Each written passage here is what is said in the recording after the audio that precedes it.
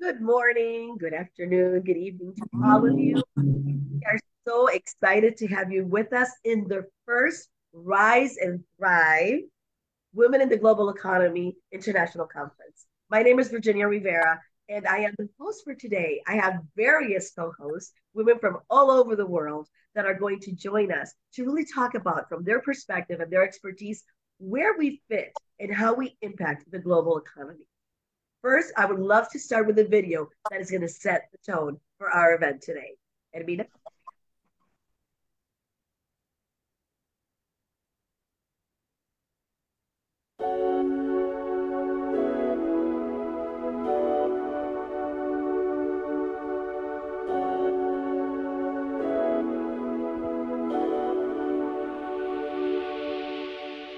IIU Women Entrepreneurs Council is initiated by Mr. Piyush Pandit, the founder of International Internship University. He is the founder of Swana Bharat Parivar and chairman of Piyush Group. The Piyush Group has collaborated with many countries for creating tomorrow's entrepreneur. He created the Indian e-village. He runs an NGO that has rendered its services for the welfare of society. He is a successful entrepreneur. Mr. Piyush Pandit is a committed and inspiring social activist, a passionate educationist for the last 2 decades, providing education to students from various social and cultural backgrounds, possessing excellent administrative, verbal communication, and writing skills. He is a next-gen speaker and passionate writer. He has received many awards and worldwide recognition for his efforts and contribution to the betterment of society and in the field of education. His multifaceted personality and his creative pursuits are evident from his work. Mr. Piyush Pandit concocts the world's first virtual internship university during a pandemic, the International Internship University, the IIU. Women's empowerment is empowering women in all walks of life. Mr. Piyush Pandit strongly believes that every woman has a constitutional right to quality health care facilities, economic security, access and right to education, and political power. The economic and social growth of the world depends on the active participation of women, as they constitute half of the world's population. Mr. Piyush Pandit says that women are multitasking. Women are born to rule. The power of being a woman is exquisitely enigmatic. A woman creates a life a feat no other can. She has dreams, she lives for today, which holds the promise that she will make her tomorrows more meaningful. A woman fights innumerable battles, takes stands, yet most women need to struggle for their self-worth, for the freedom to soar to heights not traversed before, to venture into unexplored territory and utilize their untapped potential. Mr. Piyush Pandit thinks that every woman is an entrepreneur unknowingly from her birth.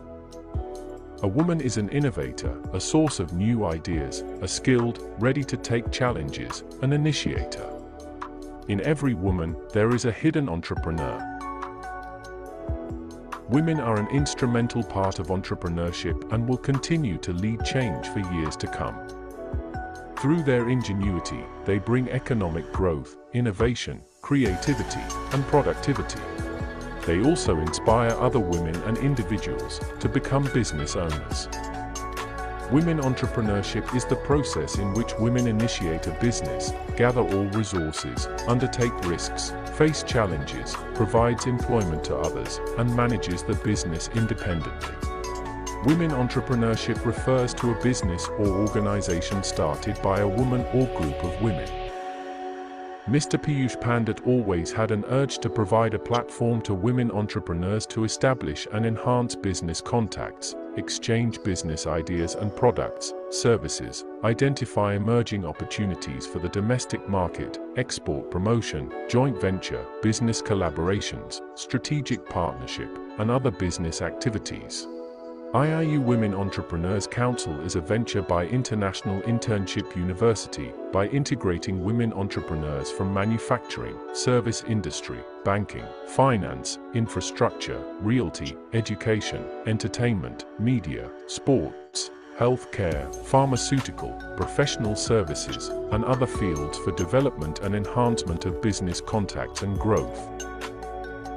IIU Women Entrepreneurs Council is providing a platform for women entrepreneurs to expand business reach, commercialization of unique concepts and business ideas. IIU Women Entrepreneurs Council has been providing the opportunity to every woman on this globe, the CEOs from large corporate, multinational companies, banking, finance, research, science and technology, education, entertainment, media, legal, and business consultancy firms to share their expertise, experience, and knowledge for the development of leadership qualities amongst women entrepreneurs, especially from underprivileged sections and to the beginners. IIU Women Entrepreneurs Council recognizes the incredible skills possessed by a woman, respects their self-worth, and intertwines it with entrepreneurial skills to give a woman the power to create magic, magniloquence, and money with her skill sets. International Internship University is giving an opportunity to every woman on this globe to witness the uncultivated talents within her to be the successful women entrepreneur by joining IIU Women Entrepreneurs Council. IIU Women Entrepreneurs Council will support you to become a women entrepreneur. Listen, We will teach you to earn by using your hidden talents we're not to going to do become a that. We're tycoon. going to do what Be the everybody part of the considers International Internship University Women Entrepreneurs Council to recognize you as an entrepreneur, turning history into your story to initiate the golden era in the journey of life.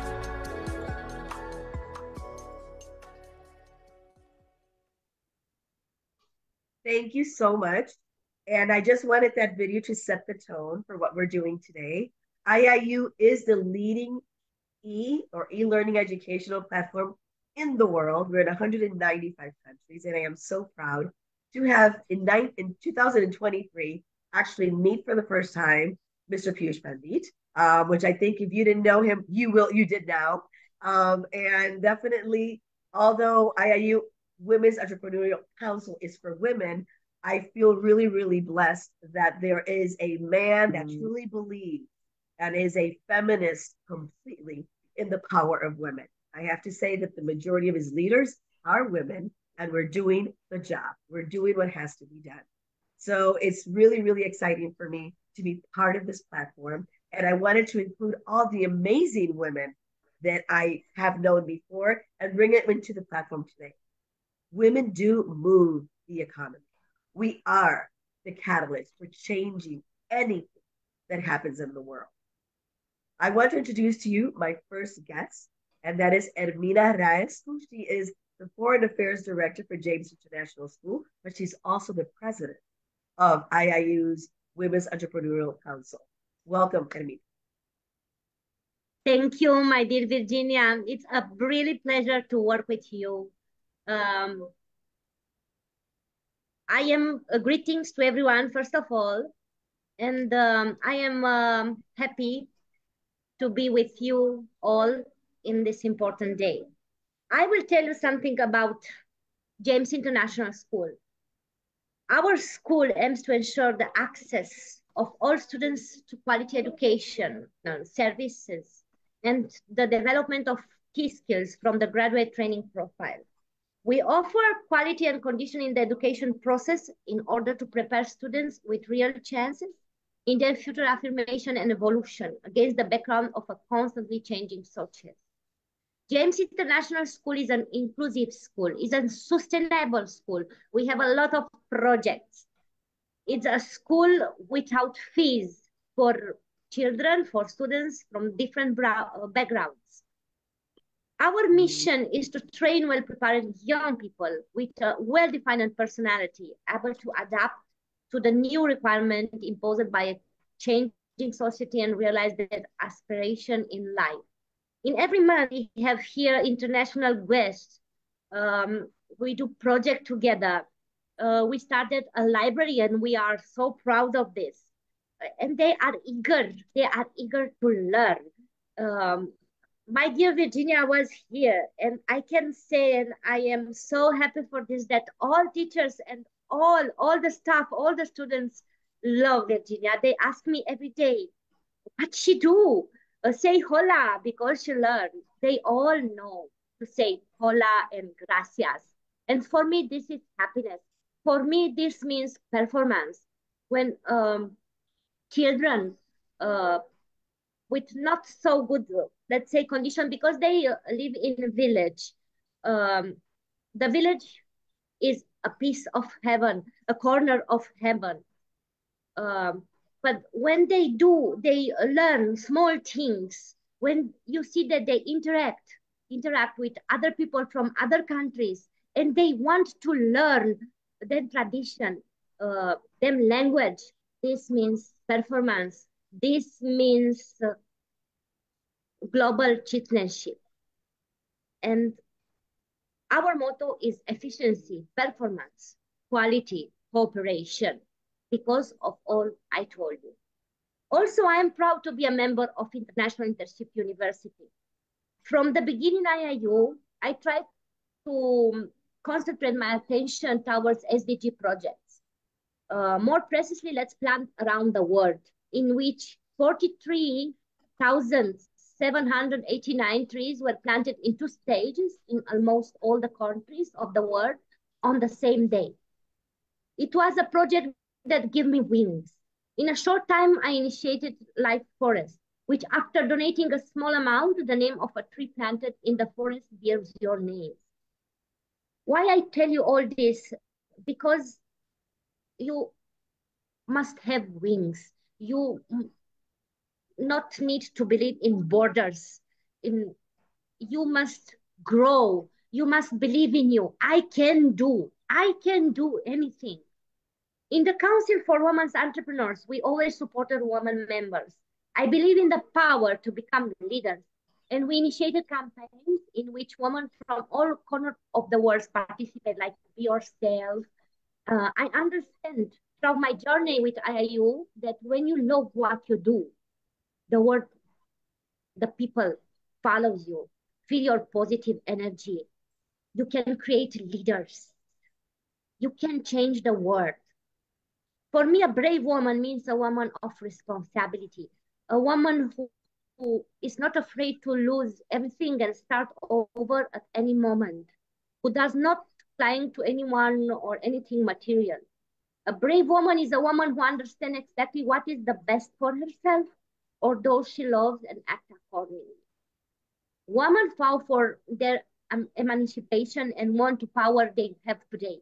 Once they gained financial independence, they become equal to men. They attend the same schools, occupy the same position, yes, in companies, or become entrepreneurs. At the same time, they face just like men traffic congestion and nervousness. Yes, so many times we go in traffic and they say, "Hey, blonde, you don't know to drive. Hey, blonde, you wrong or go home. You are not a driver." But we go further. We can do anything. Um, Maybe we face inflation of taxes increases. Our business not work good. The administration of the house and the care of the children remained in most cases their responsibility, our responsibility. Yes, we were then wondering who gained what from the change, what we gained. Yes, at the end of the day, we, the woman, I believe that women are at the end of the day stronger, more stronger because of all these problems faced day by day. We have tireless resources of creativity, affection, energy, courage. And for me, all these are synonymous with strength. The concept of power and femininity are not mutual exclusive, but complement each other wonderfully. Then you can be a great power in economy. You can change. You can be equal and you can grow. Thank you so much, my dear Virginia. Thank you, Edmina. Thank you so much for sharing with us. And like I said before, Edmina is the president of the IIU's Women's Entrepreneurial Council. And like you said, we're forming this council. They've had it already. And I want to tell you how beautiful it is to see women in this village in India being part of it and really growing and making community. So I have been there at firsthand. I've seen the impact that it causes. And that's exactly what we're looking for, is making sure that we can reach any remote area and that women feel that they're supported in community. So thank you again, Ermina. I'm going to now go ahead and introduce, because we're a little behind in time. I want to make sure that we can actually, let's see, we can actually have everybody speak today. There we go. I am trying to move this to the gallery.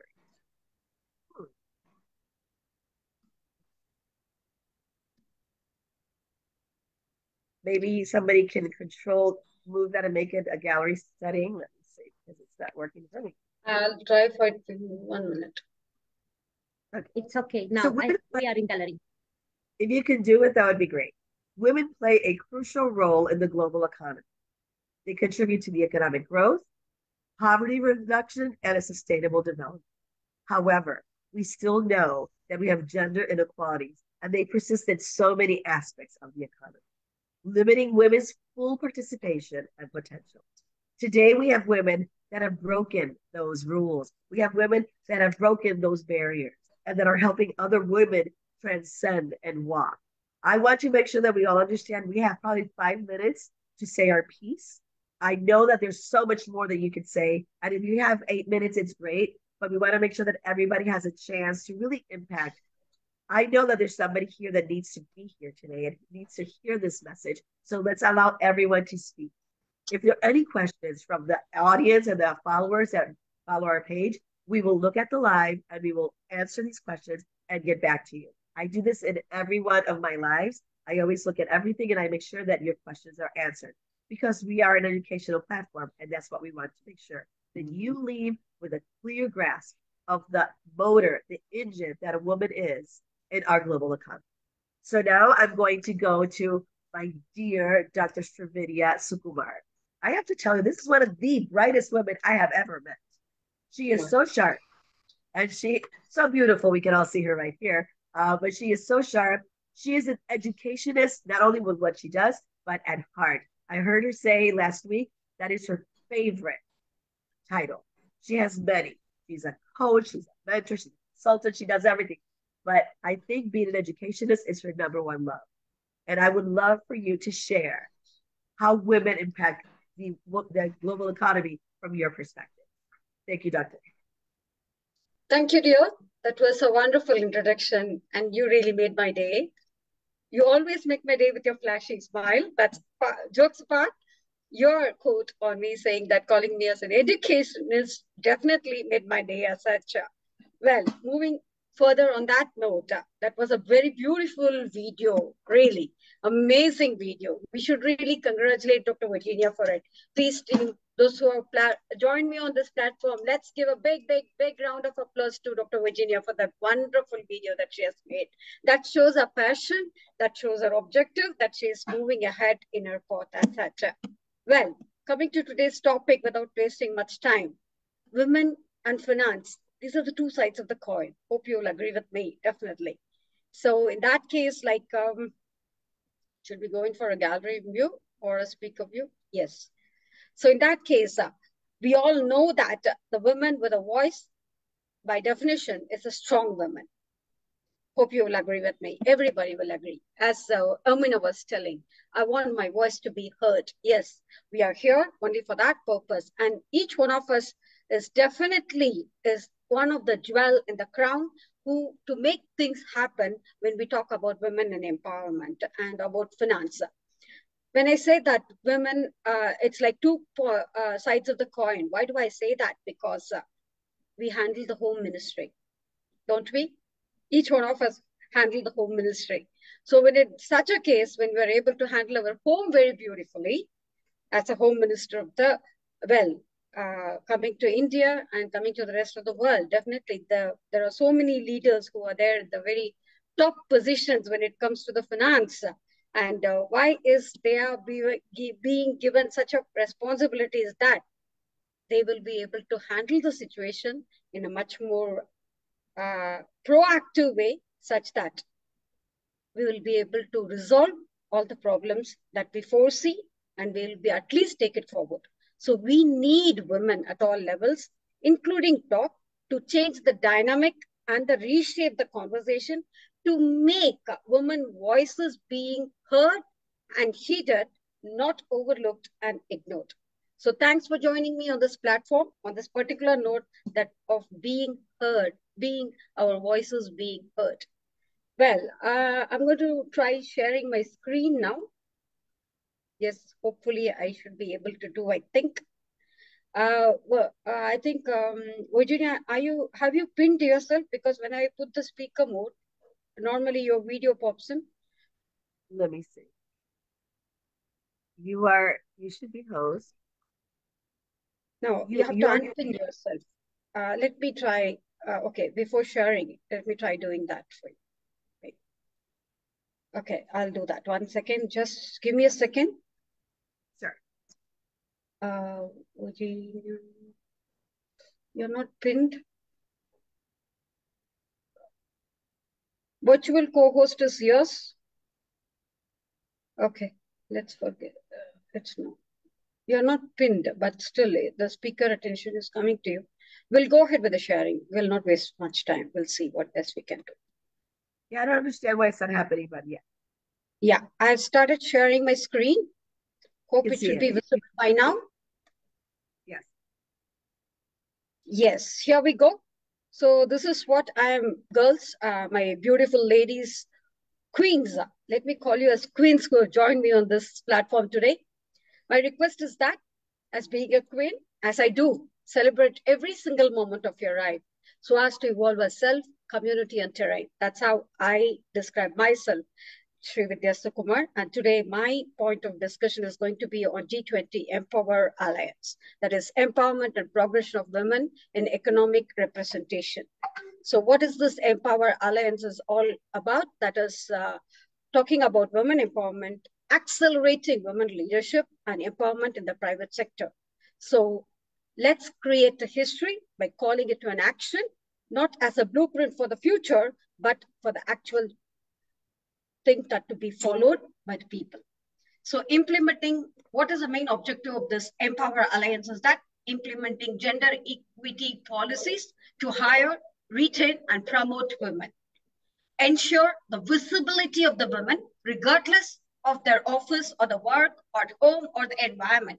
I mean it, regardless of their presence being felt in their office or in a home environment or in the community, wherever they are, they should be visible.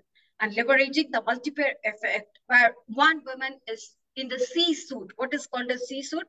CEO of the company, CFO of the company, CTO of the company, CIO of the company. All the C-suite cadre, the women should fill in with the senior management roles. That's what is the objective is all about. Tapping to return to pool as a talent work. So when your focus is that you want to achieve your presence in the C-suite in the corporate sector. So what is that we need to do? We need to work on our talents. We need to recoup. We need to make ourselves competent such that we will be in the sectors of banking, capital market investments, management, insurance, real estate, etc., etc., etc. And it goes that what is the timeline that we have set for ourselves is with the vision of 2030.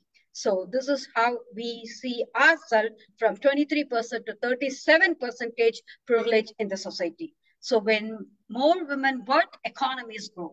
Everybody will agree. So it boosts productivity. It increases the economic diversification. It satisfies the equality of addition in the positive developing outcomes. For example, we can take the OECD countries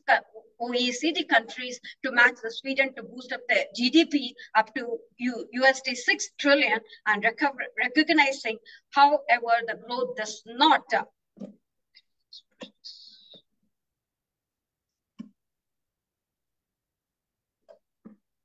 1 second, it's not moving. Okay.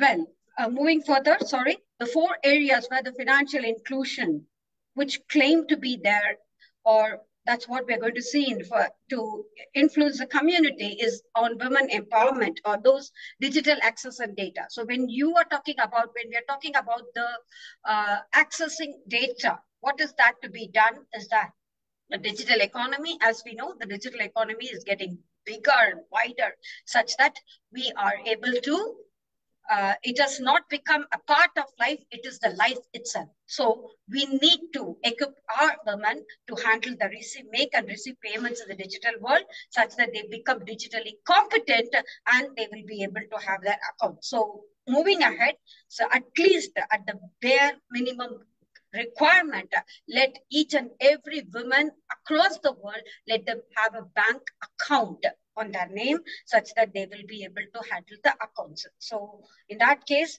that's the primary gateway to internet for most of the vulnerable countries that we are highlighting upon. So moving ahead, the laws and the social norms obviously deeply affect the women's ability of the financial services. So what is that to be done? We need to break or we need to modify all those legal barriers that such that Women Business Law Index is able to guide us for the legal rights affordable to men with the equal or in closing the gender gap which is existing now. Third, the capacities and the essential services where our skills are required. As we know, what is the basic thing which is required is that when we are talking about the financial capacity, when we talk about the digital competence, what is the third thing which is required is that what we need to work on is working on our capacities. That is, capacity building comes with the education part of it. So the global partnership on the education world and the World Bank has accepted that there should be a 20% increase in the income of the child, and the mother can read the 50% of the child's age past 5 as life. I'm cutting short. I'm not going into the explanation part of it because of the lack of time. Last but not the least, the social safety networks and the nets that which are prevailing in the society. We should be able to, the women should be protected such that we will be empowered, truly empowered to handle our threats by ourselves and moving forward. And that's what the social safety nets and the networks are required for the legalities, the core legalities which are involved in it. As we know, highlighting, I thought I will give you certain examples from the internet. Basically, all these data are already available in the internet, such that I would like to highlight only on the highlighted part that it has been stated by the World Economic Forum that it will take 132 years to reach the full gender parity based on the current rate of global progress, with further changes triggered by the COVID-19 pandemic. The second one, by the International Labour Organization, ILO has highlighted the global labour force participation rate for women is under 47%, presenting 25 percentage points of differences compared to men. World Economic Forum has given a figure of 36% higher than the reported of in 2016. Female representation in the top leadership position is even more constrained, with the women accounting to just 4.8 of the chief executive posts that we are talking about in Fortune 500 companies. So, worldwide labor market, global labor force participation rate has highlighted as just 50% compared to 80% of men at work. This has been highlighted by World Bank in 2022. An analysis reveals that 40% of the wage levels to 50% of the income is still to be bridged, and such that all these data and who are all working for all these above mentioned targets is that all those NGOs, government organizations, private sector businesses, and all these non-government organizations are working towards causing gender equality initiatives to split down for the cooperative agendas. So when we talk about the global GDP percentage, it's about 3.9% of 2025, and the private sector and the government sector needs to handle this such that we are able to tackle those barriers for women, becoming and being the part of the workforce for all women-owned enterprises. We are not talking about empowering women. We are talking about just women not being part of a corporate firm or an enterprise, women owning an enterprise that we are looking for. So in the health industry as such, 25% of the women hold leadership roles, accounting for 67% of the global healthcare workforce. That's what WHO mentioned in 2020 report. And in entrepreneurship, women-owned small and medium entrepreneurs, WSMEs, with more significant adverse impact for pandemic than those of men, that such that the G20 Empower presidency has stated that we need to work on these barriers to become women being a part of the workforce on for women-owned enterprises. So in the concluding part, such that what we need to work on is that measuring to improve its fundamental both government and business to track the process of set goals and monitor trends in the advancement of women in the leadership roles, female talent pipelines, making them, we are talking about skill building, and also knowledge sharing is the key to women leadership, and it is essential to look into the diversity, inclusion, the equity policies, and enable us to address the systematic barriers surrounding the advancement of women. So leading towards the future, it is necessary to address these gaps of availability, adoption, and implementation of this program to provide women with the skills and qualifications needed to make them to lead the power. So moving ahead, the communities will guide the daily actions, taking it for the country. So one of our conference today talking about women empowerment with the finance is one such initiative, such that we should really congratulate IIU for taking it forward towards the community projects. So talking about women entrepreneurship, it's a win-win equity and economy, promoting women leadership across levels of grassroots, and also educating women towards the pathway of women empowerment is the basic thing that we can do.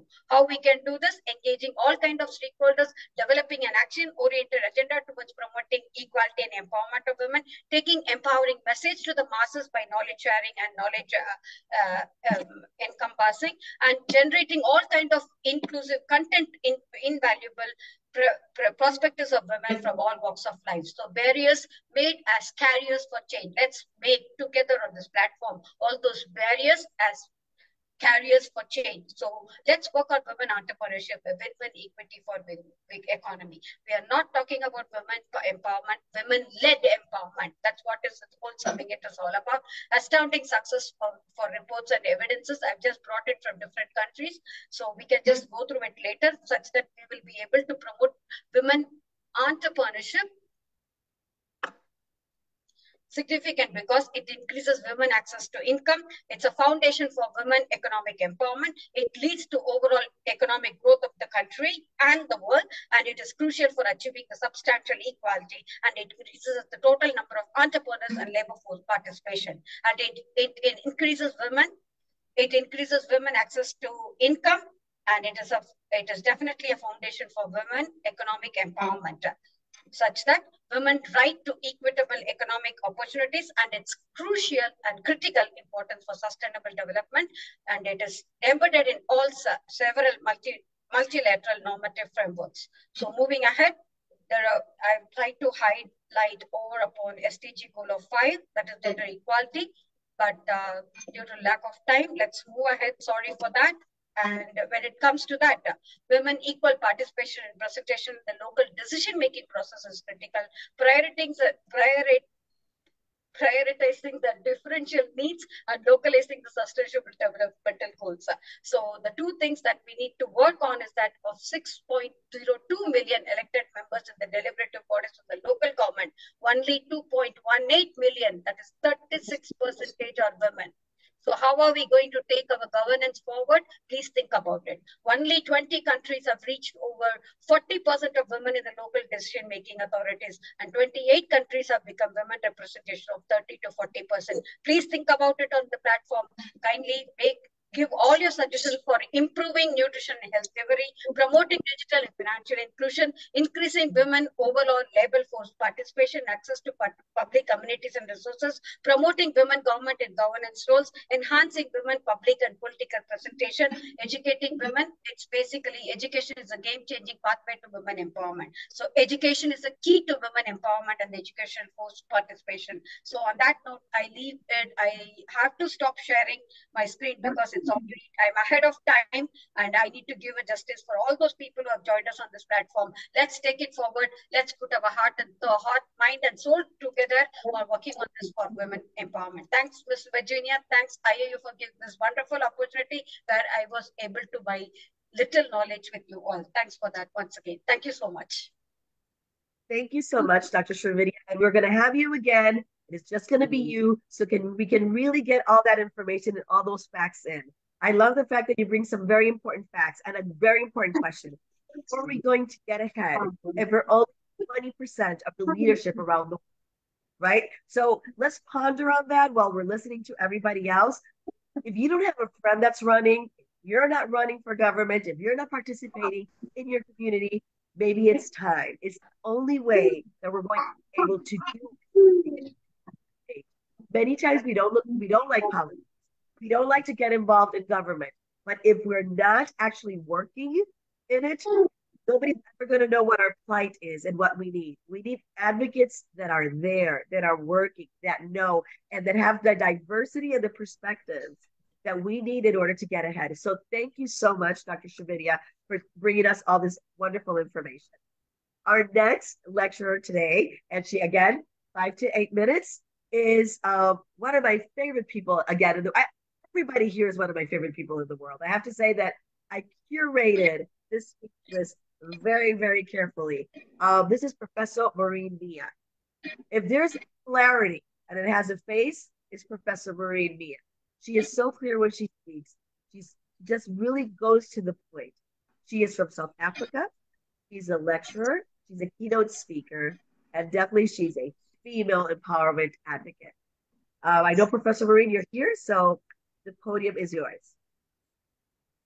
Thank you so much, my dear sister. But yeah, it's lovely to be here and lovely to share a platform with many of the powerhouses, I'd say, that are here today. And on a topic that we have very rare discussion on. And I think it's, it's really awesome that you put this together with IIU. So we say thank you, because we need to have more of these. If for any other reason, it's just to create an awareness that our women can actually empower themselves economically. So thank you again. And I greet everyone in the universal greeting of peace with blessings. Thanks again for the introduction, Virginia. So I love what the doctor said before this. I agree with a lot of what she said, and the stats especially. I'm sorry that I was a little bit late in joining, so I missed the video, but I will catch up on the live. So, today for me touches on a very important topic, and that's because when it comes to economy and finance, it's always an ebb and flow. There's always the ebb and flow. And when we don't understand what to do in those different circumstances, especially as women, we tend to have this fall back attitude and dependent attitude. And then people start to take advantage of that simply because you had and then you don't have kind of scenario. But I'm going to take us back like 2 steps. Okay. When we talk about women's empowerment, we all know about women empowerment. Every woman here is an empowered woman.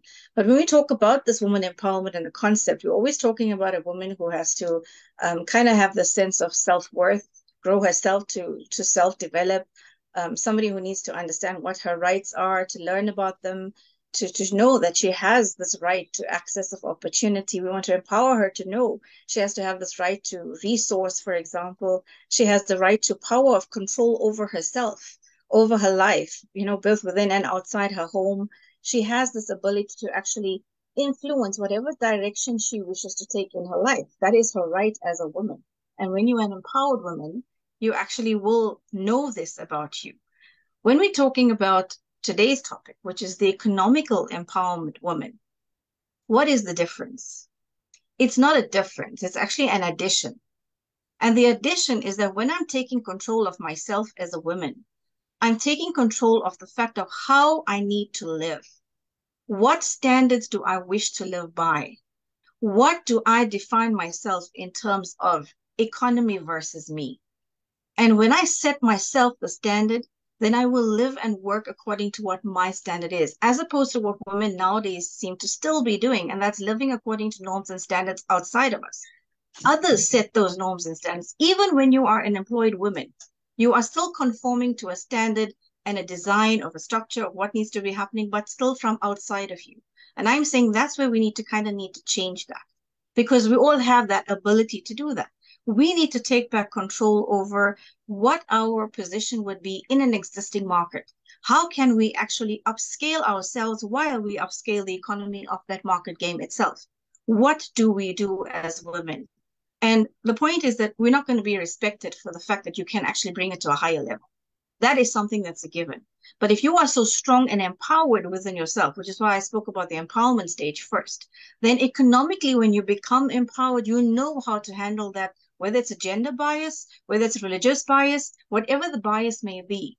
you then know how to do that diplomatically and still stay true to who you are in the process. And that for me is what is key, because our women and us, we need to understand that we have this right to access of decent work.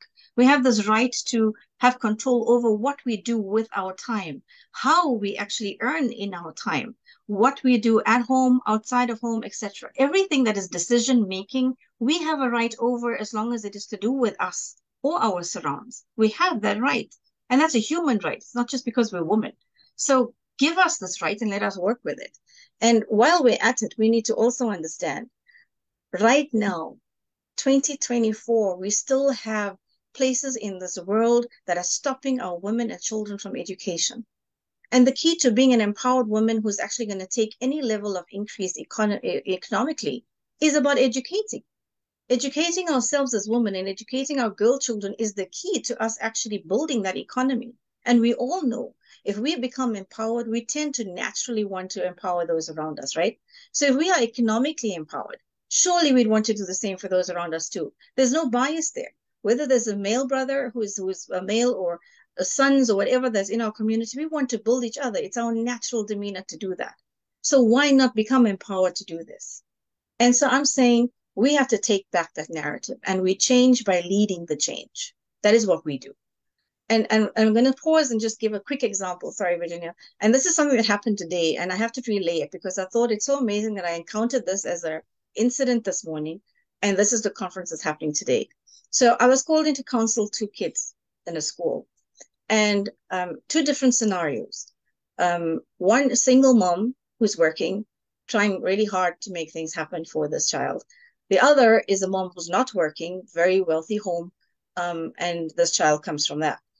And the conversation between these two children and why I got called in to actually talk to them both is it got into a heated argument in their classroom. And it came out of the classroom into the playfield. And the words between these boys were from the one to the other, you know, my mom doesn't even have to work and she has more to give me than yours. And the other was like, but my mom has to work extra hard and she gives to me, so I love her. And that became a bicker between these two boys. And I'm asking myself, where does that even come from in the mentality of a junior primary child? Get it? So I'm saying us as women as well.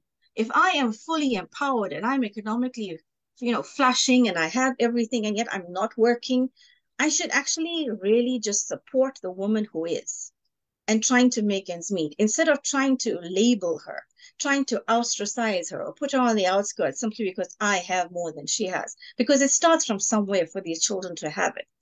And so when we want to try and empower ourselves, empower yourselves holistically to understand and be empathetic to the next person. So we had to teach these two kids, but more than that, I then called in both these moms. I'm sorry I had to take the one away from work, but I called in both these moms because the moms need to also understand what these kids are going through in a school, in the conversation. Right. So how we as sisters actually collaborate, connect, and empower each other is also important to building economy and the economical mindset for our kids too. So thank you again for having me. I'm not going to take more time. I really, really am so happy to be here and I'm looking forward to the other speakers as well. Thanks so much, Virginia and IU. Thank you so much, Professor Maureen. You always inspire me so much, and I'm always in awe because your message is so clear. And I want to capture one thing that you just said, and it's exactly the example, the scenario. We do this to each other, and like you said, no child is born knowing this. This is something that they absorb at home. They listen, and school becomes then that not only a teacher, but a ground for raising because we should nurture and care for our kids at home and then school will educate them. But if we also have to educate them in everything in school, many times what we really wanted to teach them, we don't have the time to do. And you brought the education aspect of it. My biggest concern right now, is really eradicating barriers so every girl and every woman has access to quality education. And as president of the World Education Policy, I invite you to join me. A year ago, it was just a dream. This time, I am the president of World Education Policy, and we're going to move forward and make sure that every country eradicates the barriers because we know that there are 264 million children that have never stepped into a classroom. and we're 2024. And how do we expect them to get ahead? And of these, 180 million are girls. So we Yeah. really need to all come together and make sure that we're saying the same things. We're really advocating for the same causes. So thank you again, Professor Maureen, for being here. Now, my next lecturer is somebody that I love. Also, I met her in April. This is Dr. Parul Bagul. Dr. Parul, I know you're here. I saw your beautiful face a little while ago. Dr. Parul is actually going to have an incredible event in London, I think, very soon. So tell us a little bit about that, just in case people have not seen it yet. But she is a life and a leadership coach, and she is the founder of Boost Your Confidence Academy. I love it. Welcome, Dr. Parul. Thank you, Virginia, and lovely to see everyone and listening to all these wonderful people. It's been amazing, and I've got similar contacts to share. Virginia, thanks for asking. So my first biggest in-person events taking place this coming weekend in London, called Inspire Her Confidence Summit. And the reason I came to in and Dr. Mehrin just said is, girls' education. When I was growing up in Bangladesh, I lost a lot of girlfriends when I went to high school because their parents could not afford two children education. So boys went to high school, girls couldn't. Moving to the UK as a teenager, I've seen a lot of forced marriages in Asian communities. So my work actually with girls and women started as a teenager in the UK, working with Asian, especially Asian communities, following from some Somalian communities of FGM. So I'm glad to say that UK, we have forced marriage legislation. FGM legislation now is a criminal offense. And we have seen a reduction, significant reduction on certain communities of forced marriages. So I'm just proud to be working with girls and women. So this event that coming up, that was my dream. My dream is to make sure that I support women to become economically independent around the world. And last year, actually, I was honored to become part of the a book project that become best-selling author called Strong and Free Volume 2, where all the proceeds of the book goes to women in Africa, in sub-Saharan desert of Africa, teaching them how to become a business owner. So I'm just thrilled that I'm part of this community now, Virginia, and thanks for inviting me. As I've seen a lot of statistics been shared before, last year, according to UN, we had 30 women head of state around the world out of 195 countries. And 7 women were FTSE 100 CEO and 53 CEO were in Fortune 500. So there is a slight increase. And it's not because men allowing it, also because women want to reach there. Women working hard to reach their full potential. And I think as a woman, need to support women. We have seen lots of women demoralize women, so we must encourage each other. We must support each other to rise up. Now, the problem we've seen is the gender bias, the biggest problem in the world. Women in Afghanistan denied right to education. Women, certain state of America denied right over their body. So it doesn't matter where women live in East or West, women always face barriers, but we're not going to stop there. We're going to keep rising and keep rising. Now, last year I went to a forum called A House for Everyone, a case for modernizing UK Parliament. It's a damning report of how Parliament member, women member facing online abuse, racism, sexism, ableism. So even in the, we are in the West, still women face a lot of barriers.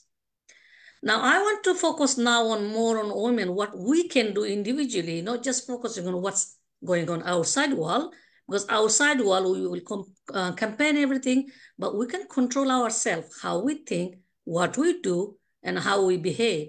So for me, solution for all these issues is obviously men and women need to work together. Men and women need to have respect. We need to teach our children. We need to have an inclusive curriculum. Virginia, you talked about world education policy, which I was part of it when it was opening in last year, April, in India. So I'm glad that you now taking that forward from Piyush Pandit is just excellent. So men and women need to work together. To all the women, I want to say that whatever past, whatever experience you've been through, you don't need to feel hurt. You don't need to live with the past. You don't need to feel used or abused. You can create your own economy. You can create your own life. You can create the world you want to create. Living the past does not serve you. We only have one life. We must live at the present. And there's certain things you can do to achieve your dream. And I call it the power of my dream, how I have achieved my dream of developing tools and techniques that help me to go into stage, to talk in stage like this, to talk in a bigger stage, using some tools and techniques, for example, developing a goal, smart goal where you can take actions, have a clear vision, what you want to achieve, and then develop a daily habit where you can practice things, you can do things to help you. For example, visualization is a great thing you can do every night based on your goals, and that helps you to take actions. Tap into your inner power. More you tap into your inner power, the more you get to know yourself. Be around people like here who are progressive, who can uplift you, who will hold your hand to move forward. Also important, if you want to reach faster, you can get mentor, you can get help, which way you can reach there more quicker. So I know there's lots of people waiting there, so I'm going to stop there. All I want to finish with for everyone listening is, women, and we've seen the video that we have power to give birth. There is nothing in this world can stop us doing what we want to do. We have the inner power. Focus on your inner power. That's from me. Thank you so much, Peru. I agree. We have the inner power. Sometimes people say, and I learned this from a 20-year-old in India. She said, women don't need to be empowered, they need to be enlightened that they have the power within. And she was 20. She got it. She understood. And I think that many times we forget that we have that power within. We just need to have that confidence. And that's what you're really great at, is really bringing that out and realizing that you can do what you need to get done to make your life the life that you want. So thank you again, Dr. Peru, for being here with me, and much success in your event. I'm so very, very proud of you. My next person is somebody that I just met a few months ago. She's soft-spoken. She's patient. And the truth is that there's so much wisdom in this person. She is Pragati Naval, and she's an empowerment coach. But I have to tell you, the power that comes from this soft-spoken person is amazing. I am so excited that you're here with us today. The virtual podium is yours, Pragati. Thank you so much, Virginia, and all the other speakers. I'm so delighted to be amongst you today. Yes, I have a voice, and so do you ladies at home. We all have a voice and we all have something to say. So as Parul just touched on, we need to create our own economy. But why? Why should we step out from our families, our comfort zones, and create our own economy? Because my story is I never grew up focused on money, power, or being in the limelight. But I'm having to step out of my comfort zone because, as we discussed, society judges us by our earning power, by our standing in society. And I do have a message to share, and I feel that is my calling. So that is why I'm stepping out. I am creating my own female empowerment coaching company, helping female entrepreneurs go from burnout to balance. Because sadly, the number one cause of stress and imbalance is financial distress. A lot of people get divorced, there are arguments, there are illnesses caused by lack of money. Can you believe this inanimate object creates disarray in your life. So it is so important. I'm really grateful to Dr. Virginia and Piyush Pandit to create the IIRU University. I follow investment seminars, trading seminars. Trading strategist Sandy Jadeja is forecasting the fall of the pound, and that could cause a lot of economic crisis. If you look back to 2008, when the government had to bail out the banks and people didn't have access to their own money within the banks. Now, I am not forecasting it, but other banks and strategists are. So it's better to be prepared.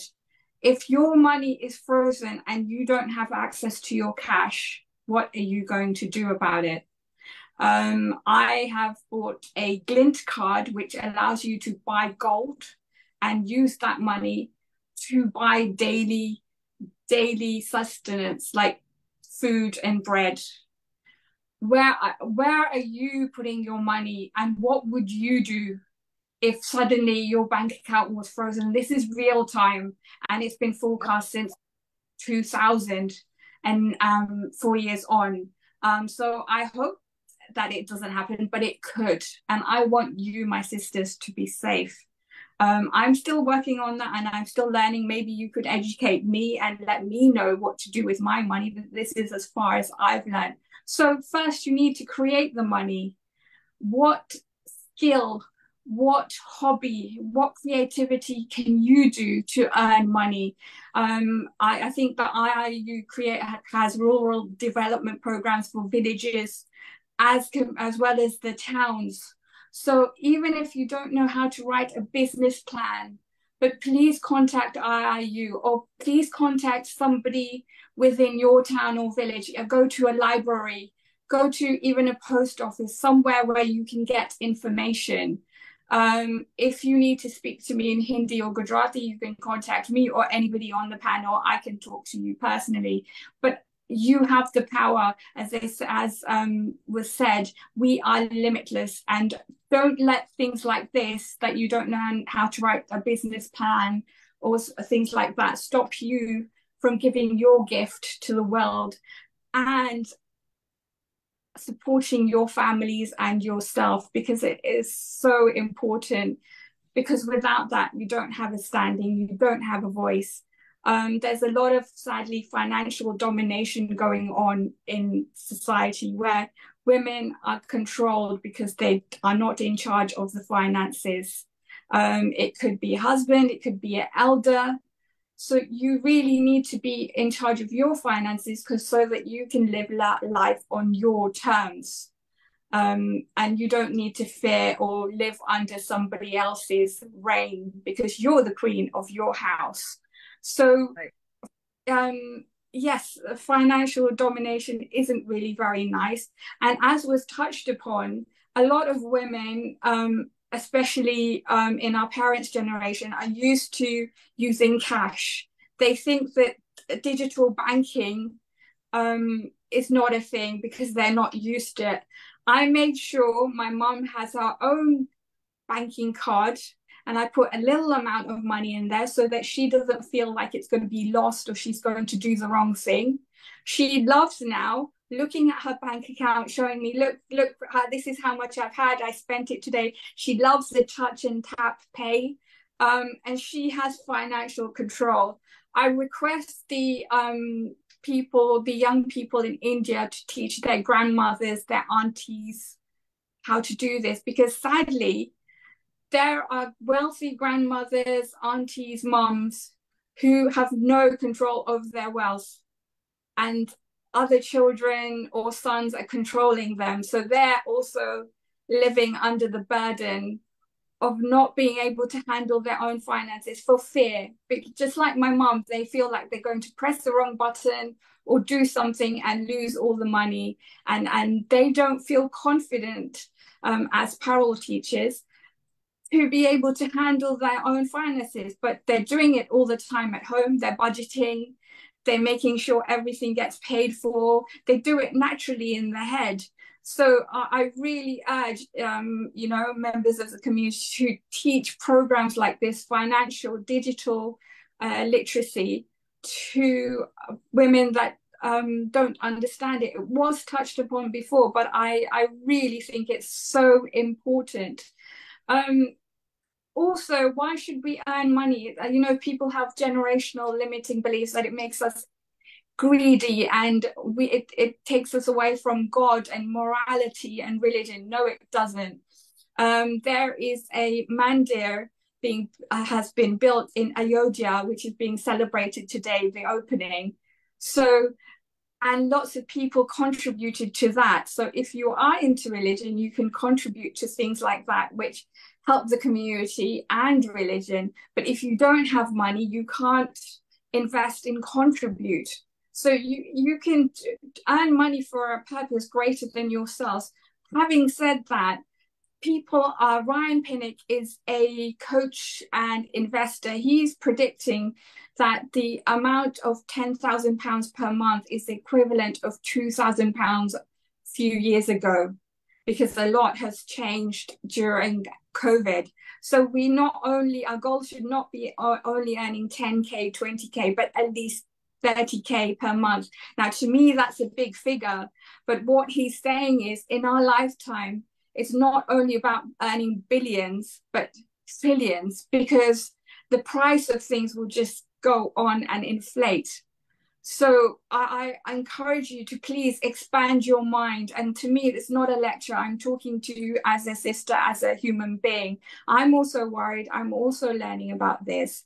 But please decide in your mind how you are going to create this money so that you can sustain the basics for your family and future generations. But we did touch on programs. I'm on a program run by my local government. It's called the Scope program, and it helps you to write your own business plans. They give you one-to-one assessments. The gap there is they don't fund business equipment. So if anybody knows of where women can be funded for laptops and things like that, please connect with me, because there are women who are stopped by basic things like laptop and printer, which could easily be ruled out and dealt with. So yes, you do need to create your own economy, and it is just so crucial for your financial freedom and for your family. I did have one more point. What Amina was saying, it's so true. I saw this lady driving and she had a beautiful car. She was young, and someone shouted at her, "Oh, did your dad buy that for you, or your husband?" And she said, "No, I bought it myself." No one believed her. Why? Why are we not capable of earning our own money? Why is it assumed that a father figure or a romantic partner has bought it for us? We can buy it for ourselves. So I urge you, please think of what limitless potential you have, what you can do to create your own business. And I know a lot of points are repeated, but it's so important. Contact the IIU Women's Entrepreneur Council. I'm so glad that you, Dr. Virginia, are president of the World Education Policy, because we do need education, and there is discrepancies even at school. So I am so grateful to be a part of this. I will be speaking at Carol's event. And, I congratulate Shani and Mita, who will be speaking after me. And thank you so much. Thank you, Pragati. I love her. I love you. I met you, and I am so blessed to have you in my life now. So you're part of my troop. You're part of my team, and we're going to do great things in the world. I think that it takes action. Many times we think we wish we could do something. I wish, but that's exactly what you do. You coach women to realize that they have it in them to go ahead and get it done, and really building your own economy and really building your own wealth. And what is wealth to me may not be wealth to the other person. Maybe I just need $100,000 to live. and maybe somebody else needs 3 million, and maybe another person only needs 20,000 because they live differently. But the truth is that when we're in power, it's when we're in control of our situation. There's nothing that makes us feel more vulnerable than not being in control of our basic necessities and how we're going to get them. So once you know what that is, once you know how you're going to pay for it, you don't know how, build your economy. That means, what are my talents? What can I do? What can I create? That is why I believe in entrepreneurship. My organization that's also sponsoring this event today, Mujer Emprende Latina, is made for women, Latina women all over the world that are usually migrants. And they're usually the last of the totem pole. And for every man's dollar, they only make 54 cents. So the truth is that there's so much to do. And that's why I brought all these powerhouses today. So you can give us your experience, your expertise. And I know that's going to spark something in someone. So thank you, Pragati, for saying yes. I am so happy. I want to know if Precious was able to log on. Precious, are you here? Okay, so then we're going to move with, I want to get your name correctly. Layal Gadar. She's a language professor. She's an educational certified trainer and a consultant. So I know you're here. I saw you. Layal, are you here? Hello. Hello, Thank everyone. you. Thank you. Thank you a lot. It's an honor to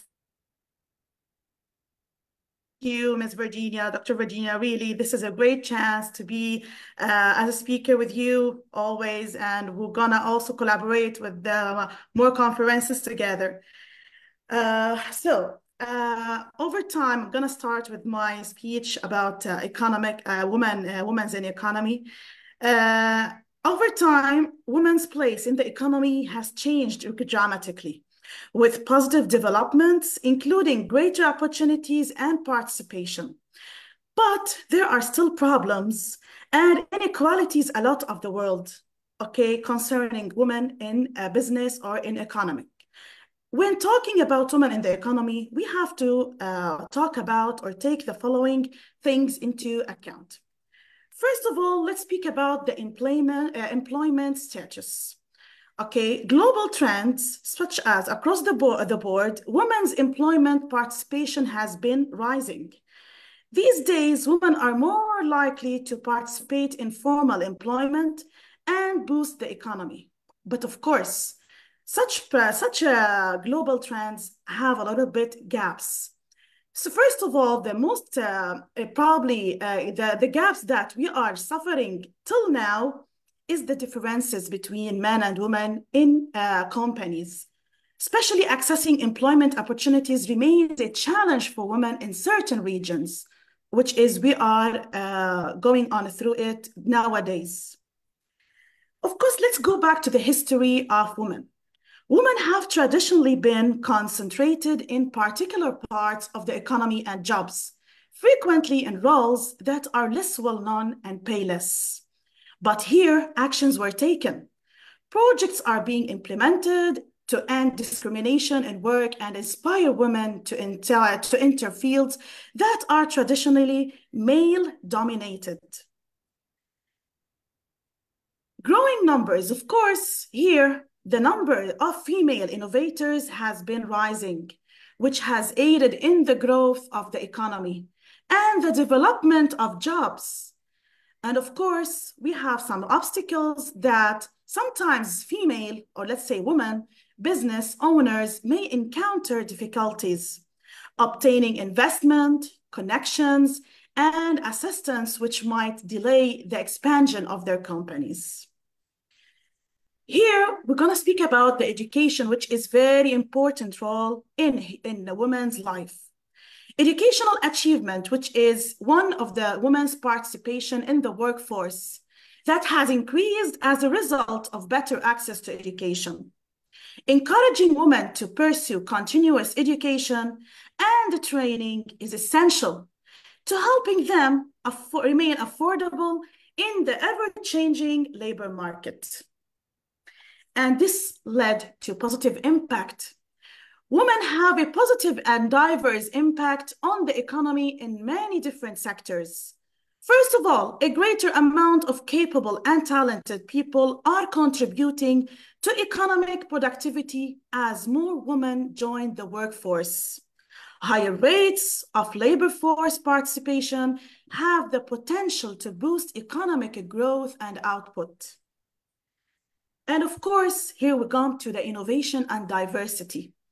Women's varied experiences, viewpoints, and approaches to problem solving encourage innovation and creativity in the workplace. Businesses with diverse teams of genders are frequently more inventive and better able to adjust to shifting market conditions. A workforce that has higher education and skill levels is a result of investments made in women's education and skill development. Women with higher levels of education are more likely to work in well-paying fields and advanced technology. That's why it's very important to enhance and to keep on educating ourselves and to keep on learning, because believe me, this is the best weapon for a woman. In social and community impact, in the development of communities, women frequently take the lead. Women can improve social welfare and well-being of their communities when they have economic empowerment.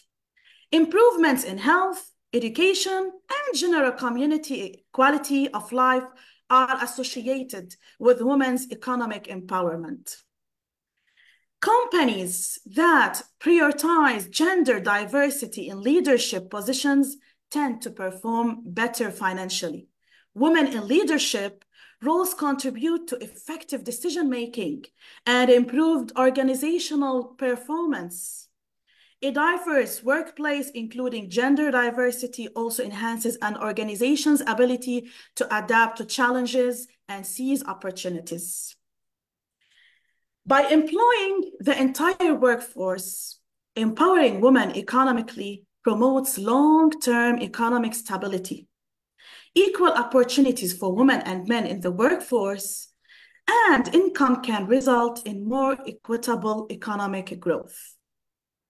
Finally, in summary, empowering women in the workforce is not only morally right, but also economically necessary.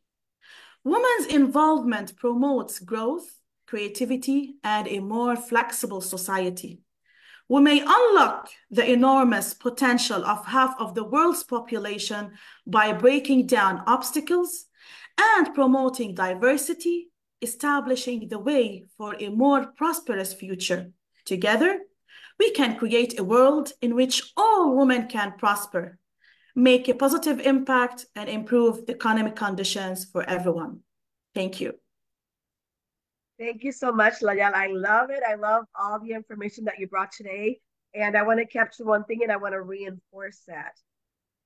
First of all, hiring women, giving women the leadership that they deserve because they're the other half of the population is not just morally correct. It is wise business and economic decision.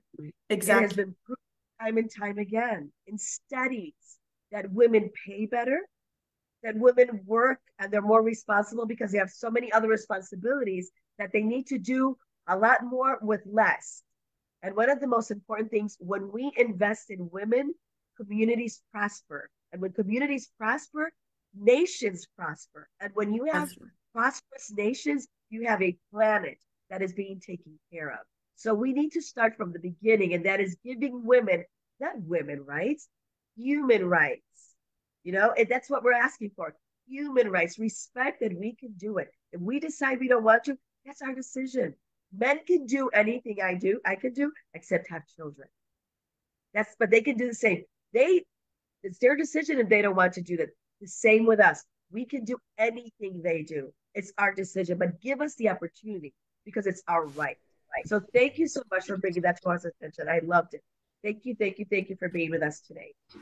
My next speaker, somebody that I love dearly and I admire fiercely.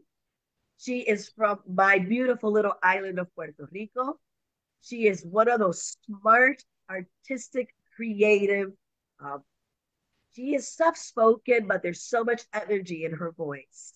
I know you're going to love her just as much as I love her. So, Martina Reyes, please. She's an artist, she's a speaker, she's a best selling author, she's a keynote international speaker. So, how about over, dear? It's your turn. Are you there? Martina? See, I saw her. Can you hear me now? Yeah, Yes, I'm I here. can hear Can you. you hear me? Okay, I'm having a big challenge with the internet, but you know, I'm stronger than him. So Right, right. You're the best. it's such an honor for me to be here today. Hola, buenos días, amigas. I know some of you are learning Spanish, so yeah. Oh, what a pleasure hearing you all. It's been bites of wisdom. I've been writing down every single thing that all of you been saying because it's resonate with me. And one of the things that I'm always teaching my clients, I work with women over 48 to 50 and above.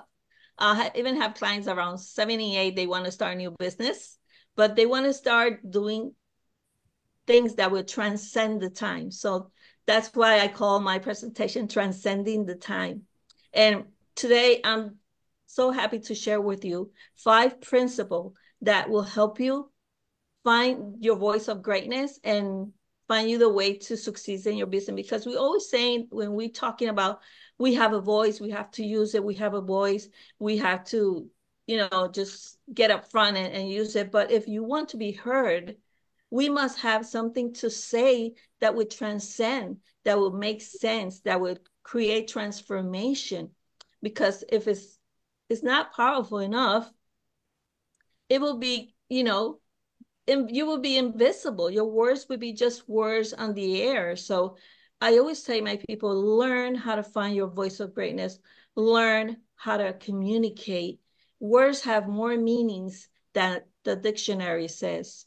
So that is something so key in human being. I'm a neuroscience. I love working with neurolinguistic, neural communication, and we communicate with our senses, with our emotions, and especially our intuition. So today I'm sharing you 5 principles that I've been using that have helped me survive and succeed in my life, because my life is my first project. My life is my first business. If you cannot manage and lead your life, how can you lead others? How can you lead a successful business? That's the way I see it. I had a very wise mentor 35 years ago, and he taught me these 5 principles that I'm going to be sharing with you, girl. First of all, embrace the wisdom of continual learning. Every time you learn something, you're adding opportunity to your voice, to your greatness, to your business. So every time you go on a webinar, workshop, you hear somebody in an event, you go YouTube, or even though buy a book, for example. This is what I'm doing now. I'm learning about artificial intelligence. I've been immersed in artificial intelligence for almost a year and a half. And I've been studying and studying and studying, and it's been amazing. So every time you study something, put it in practice. Every time you hear something, have a pen, have a paper in your hand. If not, take your recorder and just record it. But always learn and apply. Always learn and apply and practice. Second, embrace the power of technology. That's where it comes my new thing about artificial intelligence. India is the powerhouse of intelligence. Make it your ally. Make it your best partner. Learn how to um, shorten bridges, customers, learn how to automatize all your business, learn how technology will work in your favor. You don't have to have money to buy an application. There's so many applications that are free and very easy to use. It's not about age. It's about your discipline and your willingness. It's not about, sometimes you need inner power, but to activate your inner power, you need inner will. And if you don't have the inner will, you can have all the power in the world. You won't do anything. So your willpower. Nobody's going to come and do it for you. You have to get up, shake your body, and make it happen. The next thing is cultivate relationships. Create in social media your communities. Find places where you can speak. This will make you a stronger leader because we always saying that we have to educate others. But if you want to educate others, people don't follow your suggestions, your opinion. People follow your example. So be that example that you aspire to teach others. It's easy to talk and talk and talk but when they ask you, have you done it? No, but I have read a lot of books. That's why implement everything that you learn, everything. Be like a little sponge. And I always say, it's not about age. The other thing is, and one thing is navigate the financial landscaping. You've been talking here about financial. You have to learn how to manage your financial. You have to know where your money goes. Sometimes others are in charge of your money, but sometimes because we let them. In my case, it was comfortable for me for my husband to handle my financials. I knew where my money was, but it was it was easy until it was not okay, until it was not easy, until I found my place in a spa that I was about to lose everything. Gladly, he was a wise man. So your financial, you have to approach it like the best trader in Wall Street. Learn about your financial. If it's $10, $1 million, you have to treat them with respect, your money, with respect. And the fifth is be true to yourself. Be true to your values. Be true to your belief. Take your own decisions. It's wise to hear opinion, but use your intuition, use your heart, and have self-confidence and in yourself, because we all have it in us. These are the 5 principles that I share with you, full of gratitude, because these 5 principles were the legacy that my beloved husband left me after 31 years of marriage. He passed away. And he always said that and believed that every woman has the right to dare to dream, realize those dreams, and in doing so, leaving a meaningful legacy. He was 100%. He used to say, I'm a goddess. And he was 100%. His opinion was that women rule the world.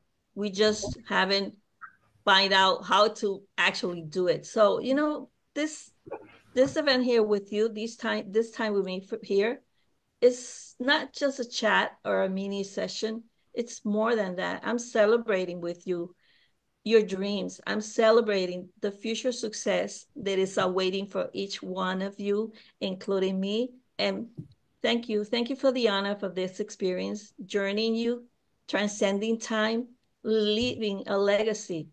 It's connecting through time. A powerful legacy can inspire and motivate others. And that is what it's about: the economy, the business, the adventures. It's about impacting others, motivating others in the future being and leaving a legacy. And people will say she was rich. People will say she transformed her world and others' world. Thank you very much, and hugs from Puerto Rico. Thank you. Thank you so much, Martina. I really love listening to you. You know that I'm one of your biggest fans. I love you so much because you speak so genuinely and you speak in a way that we all can resonate, we can all relate. One of the things that you said, and actually all 5 are things that we can do without spending money. It's so interesting, right? We always think, oh, I can't get this done because I don't have this. Well, I can't implement that. You know what? We can do all of this. There are libraries, there's a smartphone. If you don't have one, get it from somebody. But there's so much information at your fingertips, and you just need to and get this information and bring it to you. So thank you again, Martina, for all your. It was wonderful, and also thank you for your timing. It was also very good. Thank you so much. Our next speaker, I met this year. Super impressed by her. She's just a savvy entrepreneur. She's quick witted. She was Mrs. Jamaica Universe 2021. So she's not only brainiac, but she's also beautiful. But one of the beautiful things that I like, she is so compassionate. She has such a big heart. So I want to call to the virtual podium Shannon Green. It's yours. Thank you, Welcome, welcome. Virginia. You have such a way of introducing people all the time. I just love it. And I love you. Thank you for inviting me into the IIU. You know, I can't, I do I do this all the time. I'm like, okay, what am I going to speak about? And then I put something together and it's like, okay, no, that's not no longer right anymore.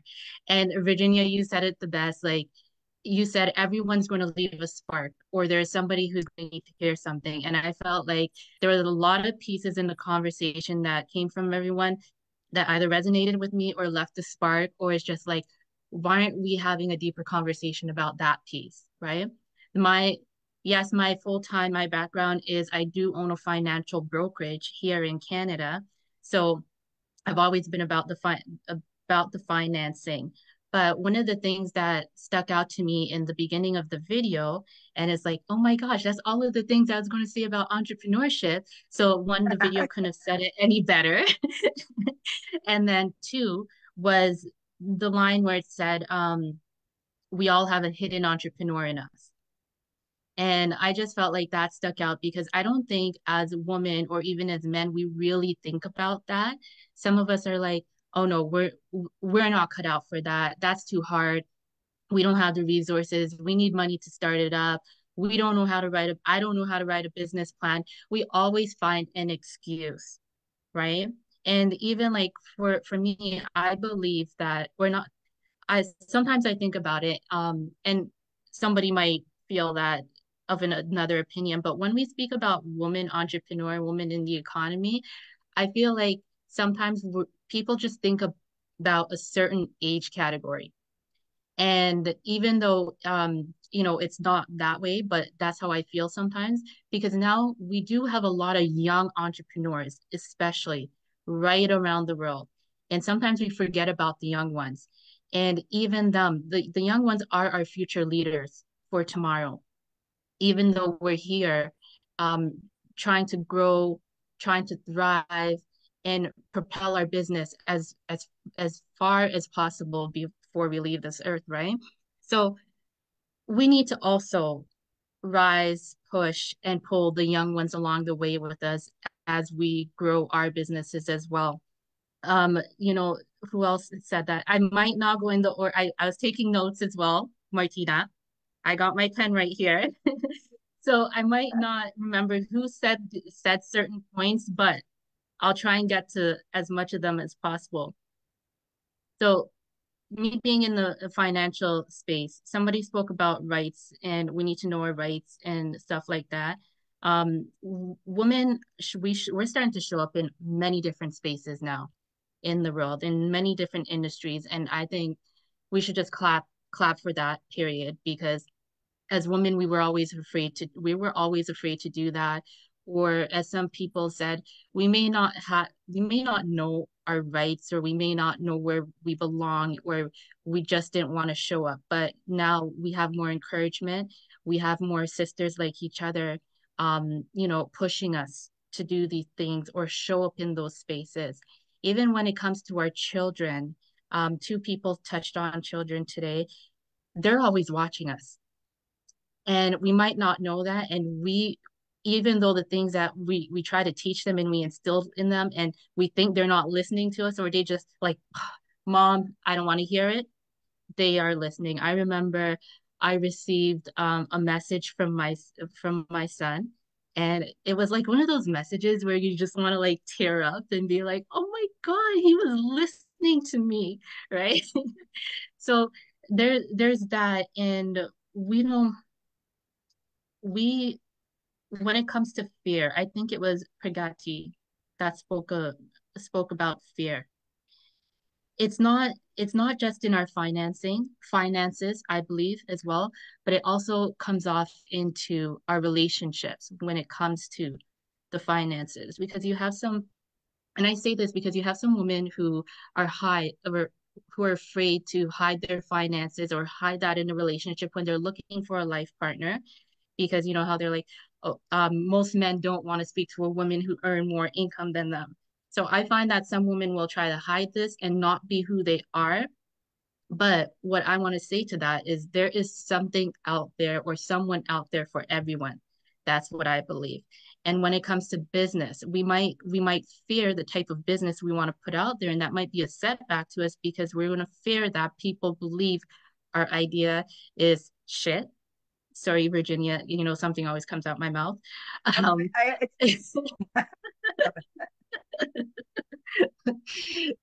so they always fear that somebody might not like our idea. There might not be a market for it. But I believe there is something out there for everyone. So it's just to be able to like write a plan about it and pursue your idea, right?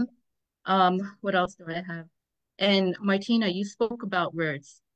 Words, they definitely can leave a lasting effect on somebody or they could be detrimental to somebody.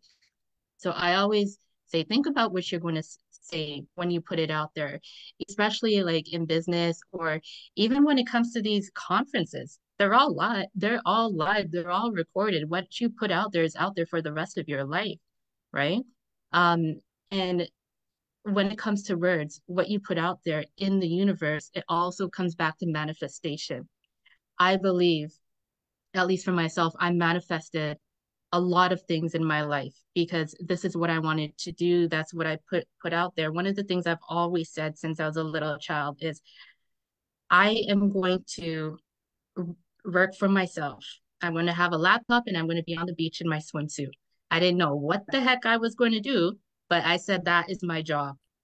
And now, today, I believe I am fulfilling my childhood dream because I travel, I speak, I empower and I coach other women around the world, mostly in the Caribbean. And I have my laptop by the beach, by the pool bar, or in the cold, depending on where in the world I am. And I make it happen. I make it happen. When I started in the entrepreneurship, I lived by opium, other people's money, because you always feel that you need to have money to start a business. My first business, this business, my financial brokerage, I started with no money. But it at the end of the day, you have to have a plan of how you're going to do it, right? So if I just leave you with anything today as a sisterhood, as women, as people, is let's raise, push, and pull each other up and continue to support one another as we go on. And don't forget about anyone. Thank you, Virginia. I love it. Thank you so much. Thank you. You know, Shannon, you brought something that I really liked, and it said everything that you did. You said, I prepared for something, but then I realized that I didn't want to go with that. So I scratched it and I created something on the fly, and it was wonderful. But sometimes we're so afraid to just go out there, you know, and like we need to plan, yes, but sometimes you already know it and you're like, wait, no, this is not it. I need to go this way. And many times we stay on the same track knowing that it's not the right track, but it's the secure one. So I really applaud that you went out there, you prepared, but you did something else completely right now from what you learned. And I think that we need to do more of that. We need to really trust our instincts. Many times we believe everything else and we don't trust what we feel inside. So thank you. You know, your last call to action, you know, we need to push, pull, and rise up, you know, as others, but also trust yourself. Trust that your inner heart, that voice that you're listening to is actually right. So, you know, you manifested, you felt, you saw yourself. Let's use that. That those are powers that we have and that we don't trust enough. We trust the GPS and it's just a technical thing, but we don't trust our internal GPS. So, you know, we really need to get in tune with that. So thank you so much, Shannon. Thank you for everything. Thank You were you. wonderful. And you were worried and you were wonderful. I loved it. I loved it. I loved it. So now my next speaker is also somebody. Okay, I'm going to say this. I love everybody that's on this, you know, on this team right now today. But this person is a powerhouse. She said, "I'm going to open a bank," and she opened a bank. You know, and And when she says it, and you're gonna fall in love because she's sweet and nice and everything. But she just said, "Why don't I have my own bank? Why am I working for somebody else's bank?" So I'm going to invite this incredible mega powerhouse, Sonia Albelo. Sonia, coming over. I love you. Oh my goodness, I miss you. I can't wait to see you, not see you, spend time with you. Yeah, me too. I love every single Everyone. story. I related to every single story. I was trying to, understand how many, oh my goodness, how many women around the whole world are going through the same thing that I once felt it, or I still have feelings about. And every single one of you expressed something that, I've been through. To the last person who just spoke, I resonated with you, incredible, because you know what you said, I'm going to start something. I didn't have no money. I think none of us did. We started with zero, and there's no shame of that. This is a story that we gotta share and teach others, because Virginia, thank you so much. Muchísimas gracias. You've been more than a friend. You've been like a sister in my crazy road of in my journey in terms about female in banking. Hasn't been easy. I met Virginia back in 2016. And one of the things, I was very good talking to single persons individually, not crowds. I'm still working on it because a lot of things go through my mind in Spanish and English, and that's okay. And I gotta be me. I can't be somebody else's, clones. So lately I've been very comfortable with my own skin, with my age, with my size, with my speaking terms, and it's okay. And it's okay to be who you are right now. But we do have, and I agree with every single one of you. I love this platform because, oh my goodness, we need this more. Even though social media has taken over, we need to create that space that we don't have to be competitive with other females. I know that I'm not. I know in my heart that I always try to teach others if I can, or let them know my story. But unfortunately, there's a lot of I can do better than you stigma, even though in banking they don't have, and in financial, in the financial views, that we don't have a lot of females. We still we have a lot to work with, but we have to learn, we have to help each other. These platforms, every single one of you, there was the professor. I had to clear my scene over here. I started crying because it just says so many little things. The story about the two kids, even though my kids are grown, but it's something that resonates. It's our responsibility to do something more. So in any way I can, especially representation, out there in the banking, banking area, in the arena, still there's so many, especially Latinas, not only women, Latinas too, we're down, I don't know, 2%. It just, we gotta do better. But thank you. And I know Virginia sent me a text and I was like, I'm gonna make it. I moved everything, everything in my schedule, and I've been listening to all of you. And all I can say is thank you for the opportunity. This 2, 3, 5 minutes that I have here, I know I'm going to connect with some of you in some way, somehow. I know that we're going to start talking and maybe reach out next year. We are going to do business. We are going to help each other some way, somehow, because of Virginia and because of this platform. So, mamita, I love you like a sister. Yo te quiero mucho. And thank you so much. I'm going to be listening and taking notes like everybody else, because I do want to get to know you, every single one of them. Thank you, Sonia. Sonia is, like I said, if you need money, Sonia is the person to go. I mean, like Shannon said, we don't have money many times.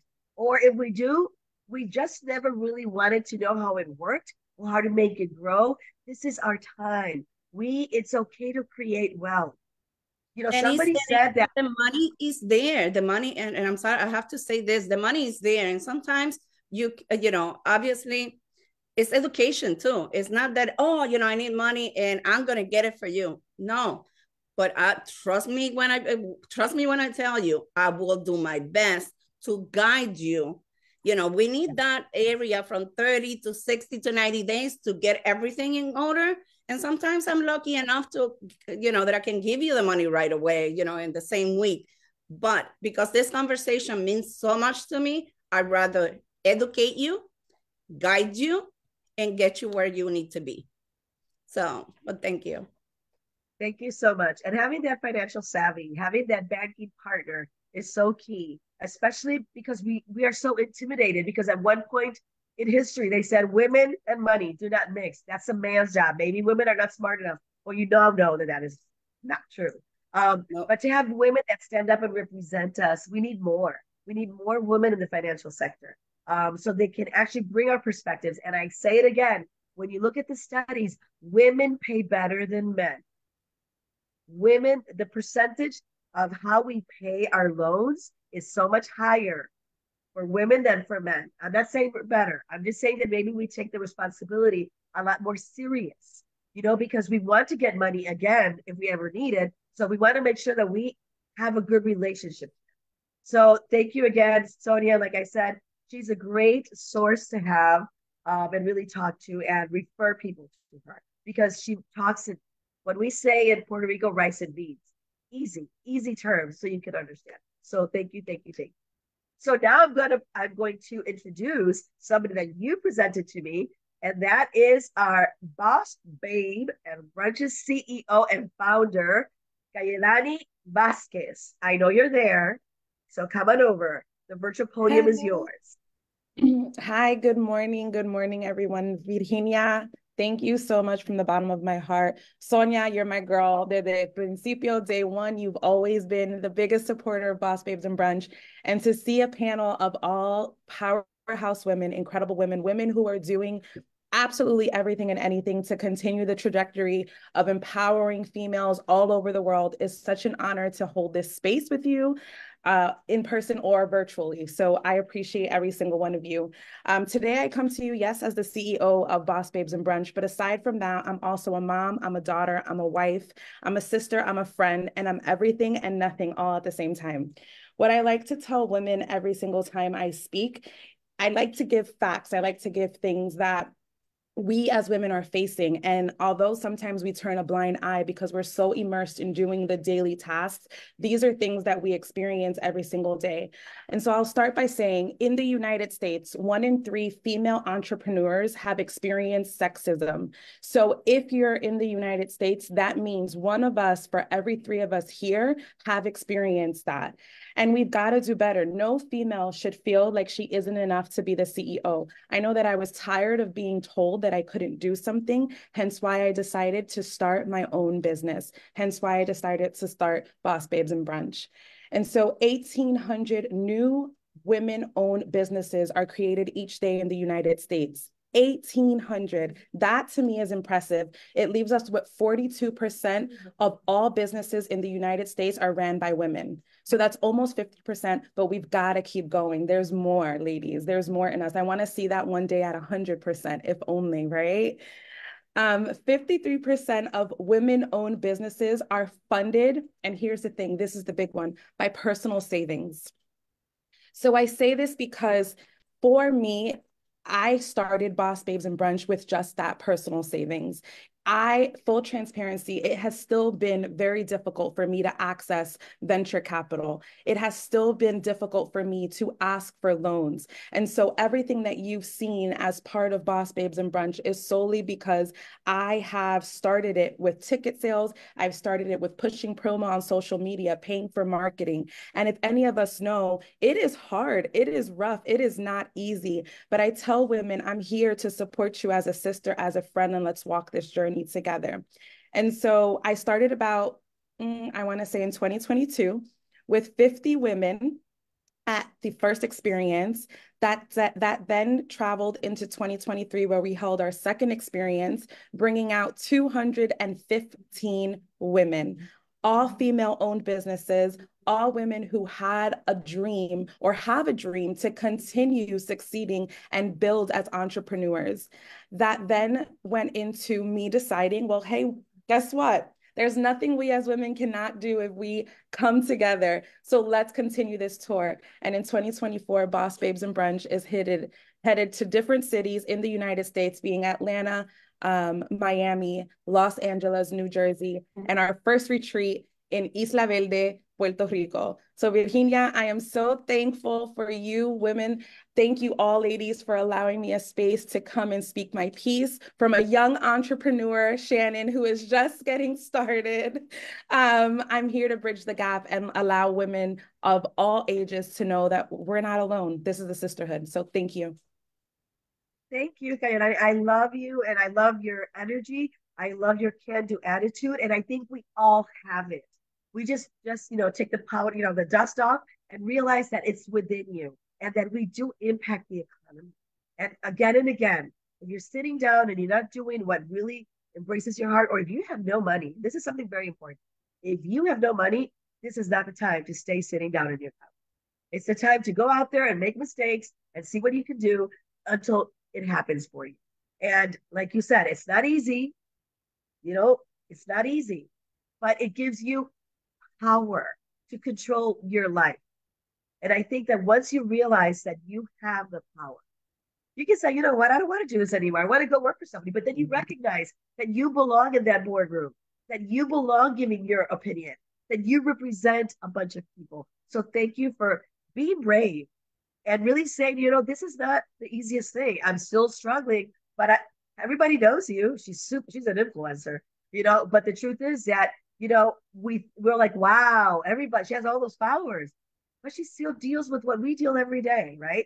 So thank you for being so honest and so vulnerable and letting us know that we're there for each other so we can cross this bridge and get to the other side stronger and better. So thank you, Kayan. Thank you. You're very welcome. And like I say, it's all about authenticity. Who you are is what makes your brand. So show up in your authentic truth and in your own skin. Beautiful. Thank you so much.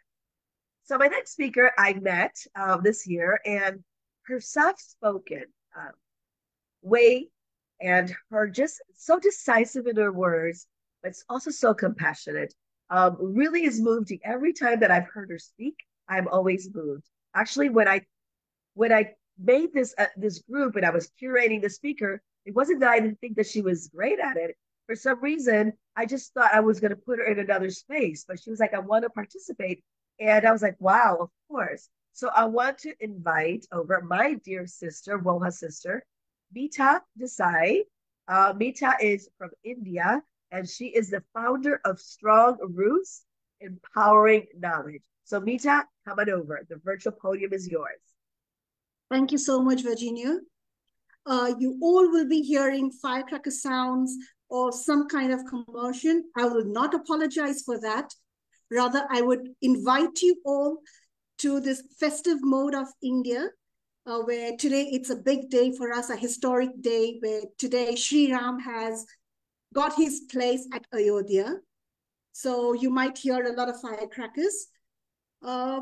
Just like Shannon, I was also going through my checklist and I was ticking. Finance, gone. Livelihood, gone. Education, gone. Now what? So I was like, okay, now let me change women in economy to women in echo. Let us all echo it out. The reason is because, as I said, to be a part of the economy, you have to have education, power, and finance.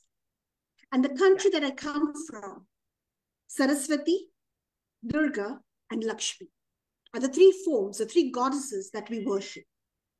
And we have those three goddesses in us from birth. So I think one of my sisters earlier mentioned that we are empowered. We just have to enlighten ourselves that yes, we are empowered. And that is what, again, I would want to say. Speaking about economy, just like COVID, In 2016, 8 November 2016, the Indian government had announced demonetization for the 500 and 1,000 currency notes. And to everyone's surprise, it was the women who had the maximum notes under the mattresses. Where did that come from? Why could they not contribute towards the economy? Fear, lack of knowledge. What will I do later on? Another point is the rural area women. They were the ones who had the most. They are contributing, they want to contribute towards the economy. They don't have support, they don't have the knowledge, and they don't have the accessibility.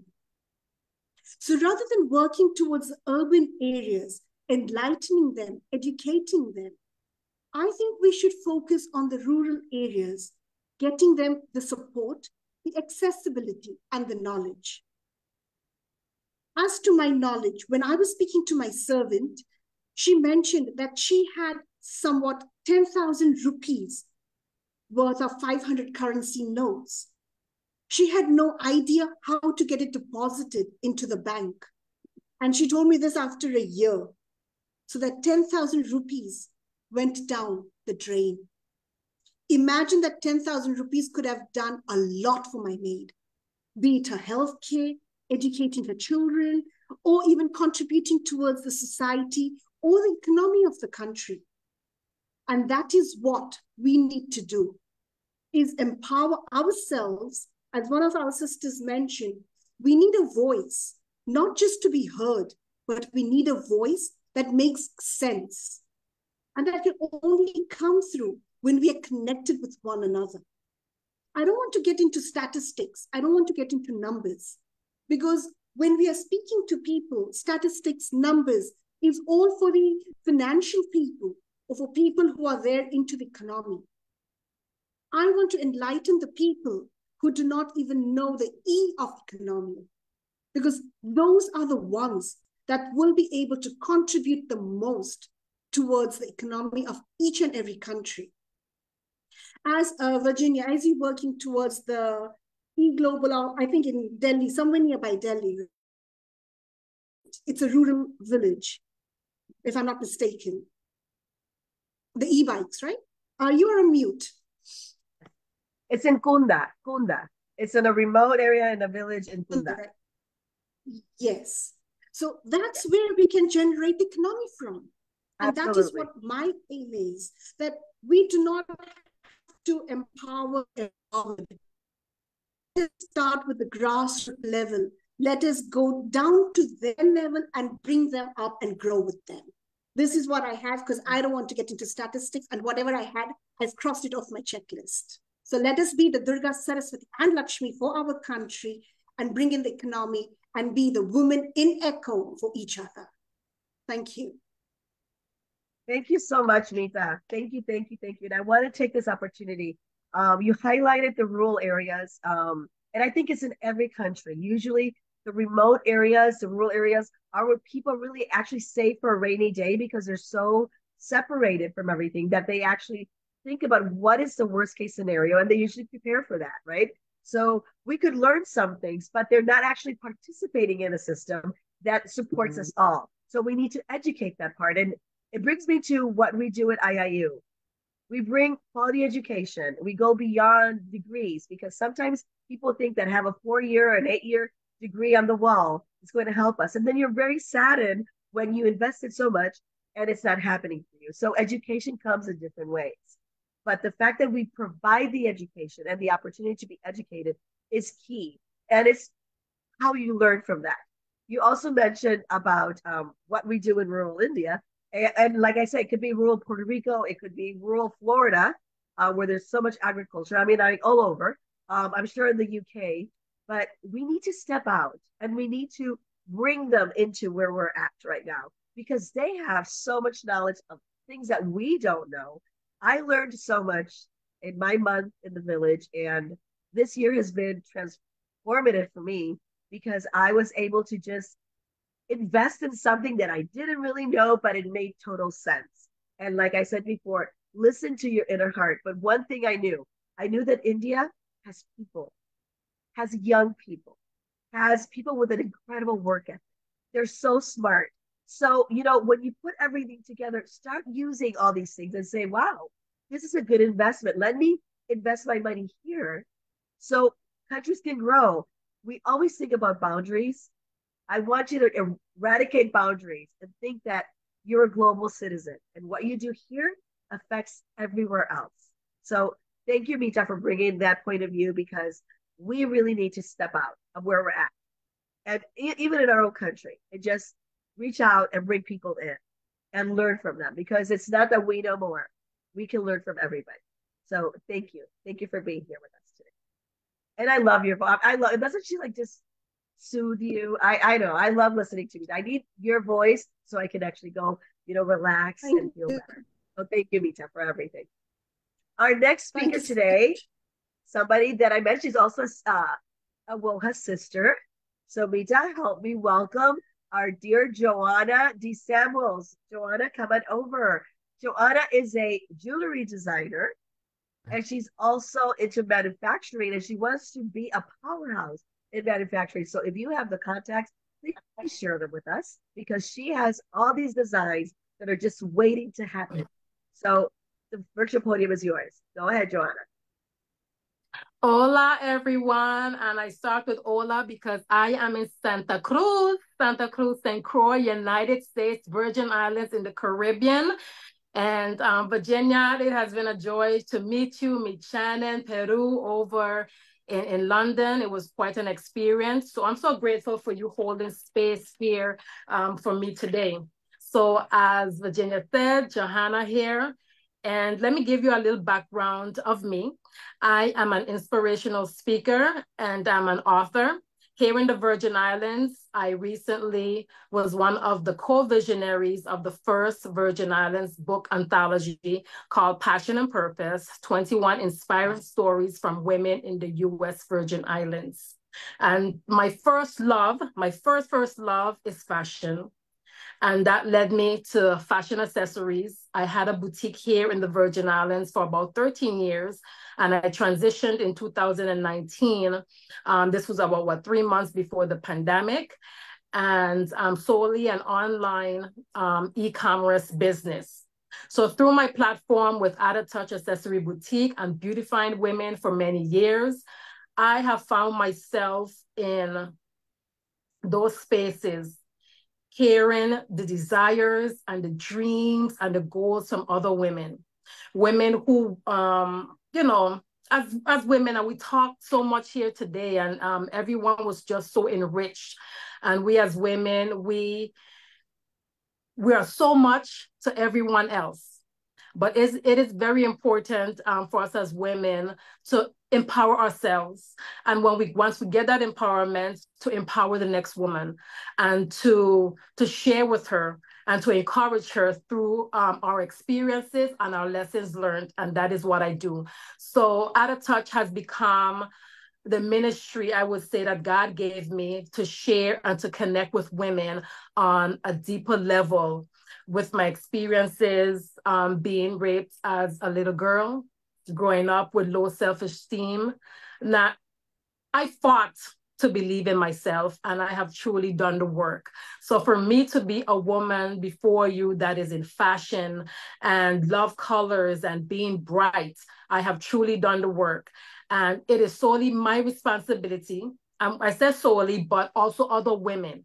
So this is why it is so important to be in such a setting as this, to join the bridge, join that link with other women, to bring along other women. So when we see other women on the sidelines and they have things in their heart and they have dreams and they have their goals and they have their aspirations, it is up to us.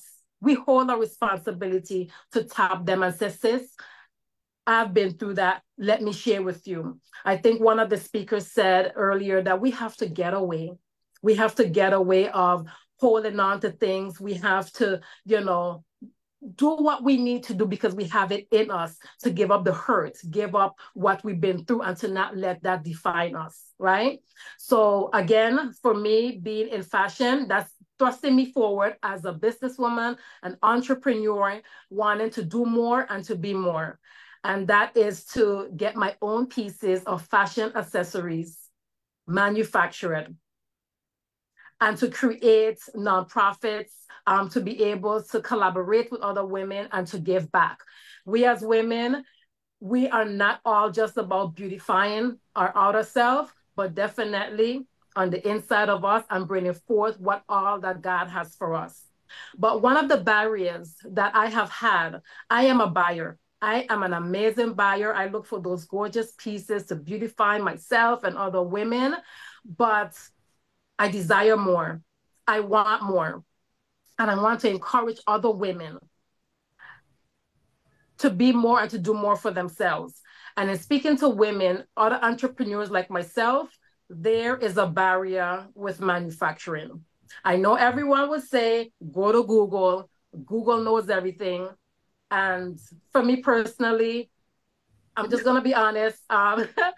It's not, it doesn't give you, all the answers. It gets you close enough, but yet you're still very far, right? So with that being said, I feel that there needs to be a connection, and hopefully there's someone here that has that, a connection to those manufacturers in other countries. I did, of course, find out the top manufacturing for fashion. I'll go as far as fashion accessories. It will be places like China, Italy. India is also on that list, places like Colombia. So I find that there just needs to be a bootstrap to the resources needed for women such as myself who wants to get into manufacturing on what is the process, what are the things that needs to be put in place. At a Touch Accessories, I am trademarked with the U.S. Patent and Trademark, and I have all those paperwork in order. I have designs that I have behind closed doors that I want to connect, but it has posed a barrier. So for us as women, I am looking for that streamline for us to creating opportunities, not only for ourselves, but for the other women coming behind us to make it more simpler, a simpler process and exactly what is the pipeline. And as Sonia was saying earlier, even with the finances, because all of these things, it takes finances, it takes strategic planning, but there needs to be a fine line and a list. So Virginia, thank you so much for allowing me to share in this platform. I'm wanting to inspire and to encourage other women to keep going and to answer the calling on their lives and to be the best, not only for themselves, their family, but for the next woman who is coming behind of them. Absolutely. Thank you, Joanna. Thank you. You are an inspiration, and I'm really glad that you came out and you made that call to action because we want to do things. And you know what's really interesting? Your network is always more important than your net worth because yes, these people here today may have the context that you need to help you grow that network. So if there's anybody out there that can actually help them with the contact or just anything that you already know about the industry that she is going into or that she is already in, I have to say that these beautiful earrings were a gorgeous gift. So I'm wearing them with pride. Yes, she has incredible taste. But we need to support each other, and thank you for being here, allowing us to bless you with who we know and what we know, so you can grow and we can all be part of it. We can all grow. That's right. We are all interdependent of each other. And if you shine, I shine. And if I shine, she shines. So we need to really embrace that thought. And now I'm going to end with somebody that I've met online. I've never had the privilege of actually working with her or doing anything. So this is the first time. And I'm really excited. She is a tech consultant. She's an entrepreneur. And she's actually going to have an amazing event that Alka, I want you to come and explain what your event is first, because we have many entrepreneurs here, and I think they're going to love your event. So thank you, Joanna, and help me welcome Alka Arya. I think you're here somewhere. I think you joined. Thank you. There we are. Thank you, Virginia. And good morning to the people who are in America and surrounding area. And good evening to people who are in Asia. And good afternoon to people in the European part. So I'm here in Europe, in the UK. And I would be talking about women in the technology, as I have worked in technology all my life. So before I start with my technology experience, I would like to talk about the event which I'm going to do here in London. It's called London Women Entrepreneurs Conclave, where it is for all the women entrepreneurs who would like to coordinate with each other, communicate with each other, network with each other, want to have their pitches done, and something similar to it. So I welcome you all, whoever is here and whoever is listening to us, to join the conference. And I would be giving further more details to all of you after I finish with my presentation, that is Women in the Technology. So I start with my own story. As we were mentioning that the economy is in the hand of people who are from the rural background. So I come from a rural background. So when I had to study technology, there was a lot of barriers. First, it's because people in my surrounding were not very educated. So they didn't see the importance of technology education. But with my parents' support and everything, I took the degree. And when I had my degree, it's because I was in a very small area. There was no MNCs, there was nothing related to technology, and there was no jobs to look after into that field. So I had to come for each and every interview to the bigger cities, which used to be like 500 kilometers away from my location.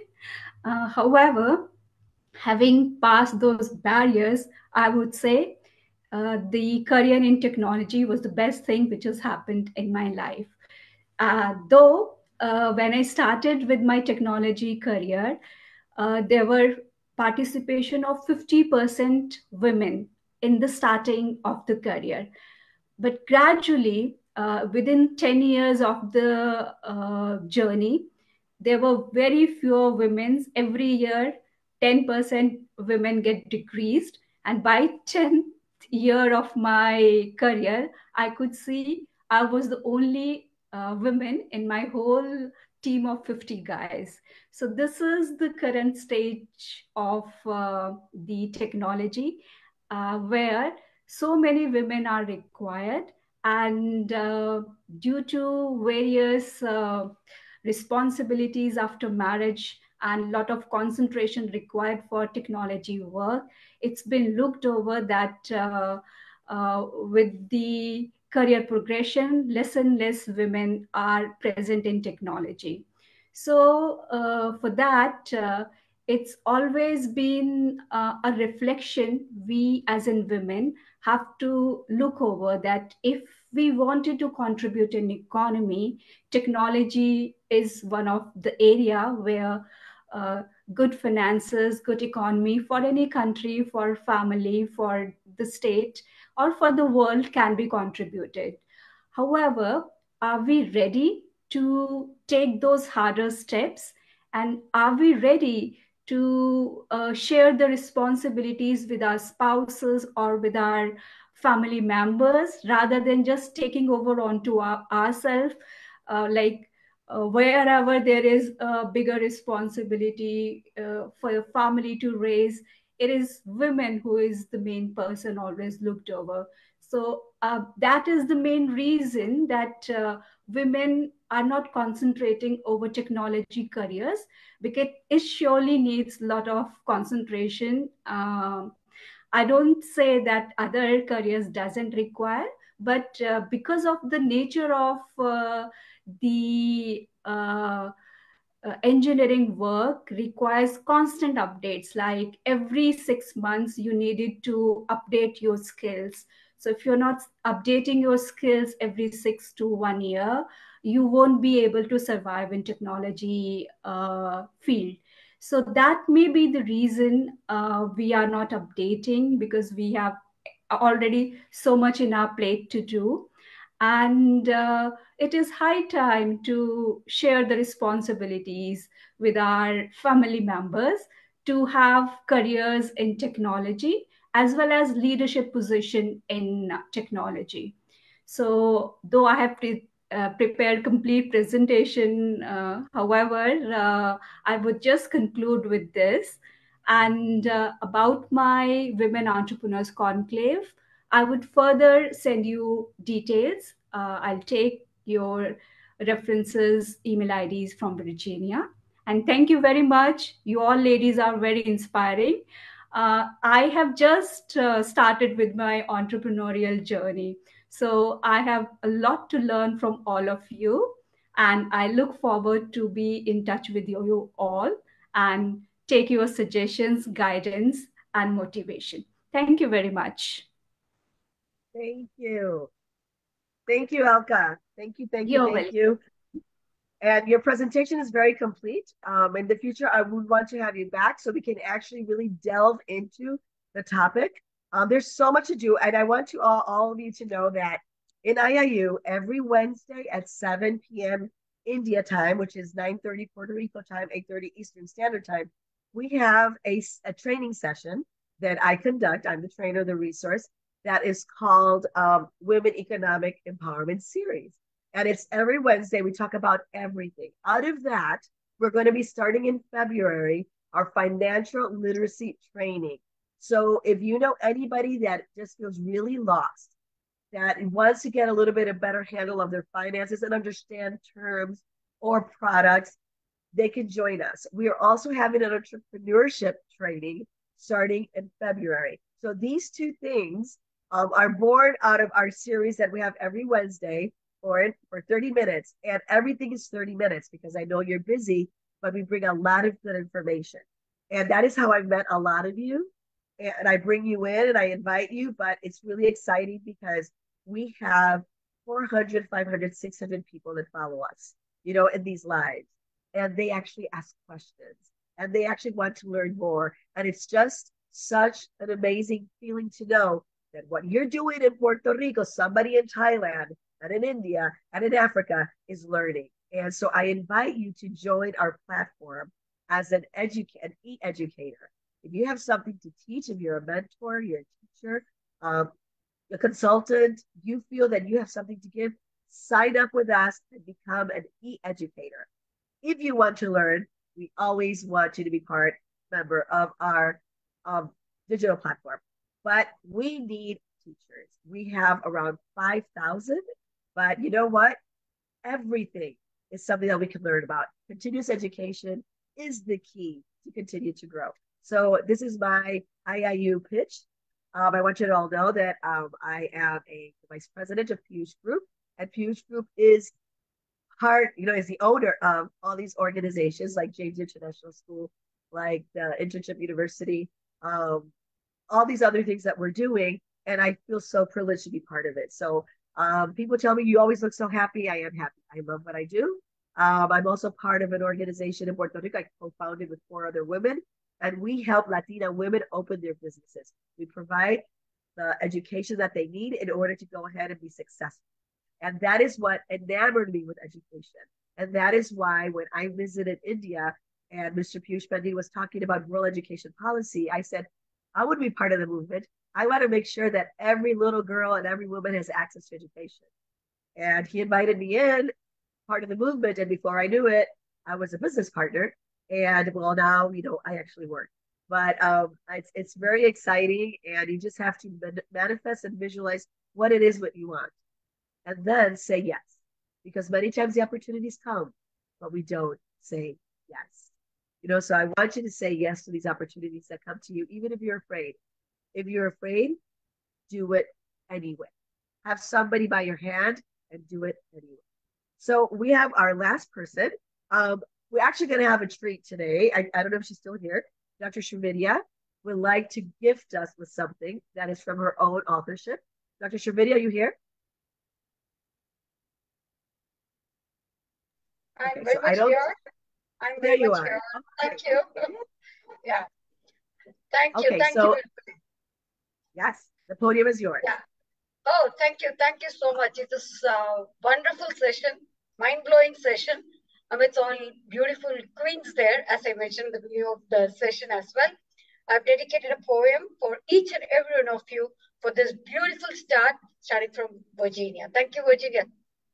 Your insight and your thoughtfulness about bringing all beautiful ladies on this platform together, working together, moving forward, that's a great celebration. That's really a great celebration.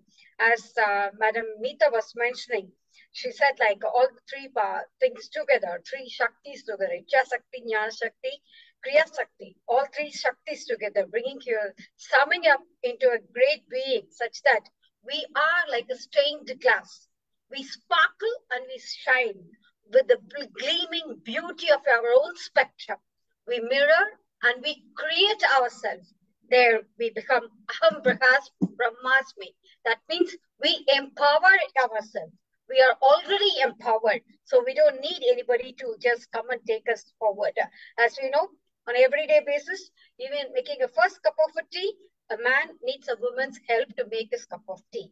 But for us, we just go do it just like that, because so we are already empowered. So we don't need to think about empowering women, thinking that it's going to happen. It's already happened and we are there. So this is my beautiful poem, which I would like to dedicate to each and every one of you as a celebration. As I told you, I celebrate every single moment of my life. So out of celebration, this has come out. It's an ode to womanhood for each and every one of you, the beautiful, the wonderful, the inspiring ladies who have joined us on this dais of our Aura Commentary, that we are going to take it forward. Those who bring sunshine to others cannot keep it within themselves. And that's why we ladies also be empowered. We inspire, we ignite, we inflict, and we innovate to empower, enlighten, excel, and evolve. Our deepest fear is not that we are inadequate.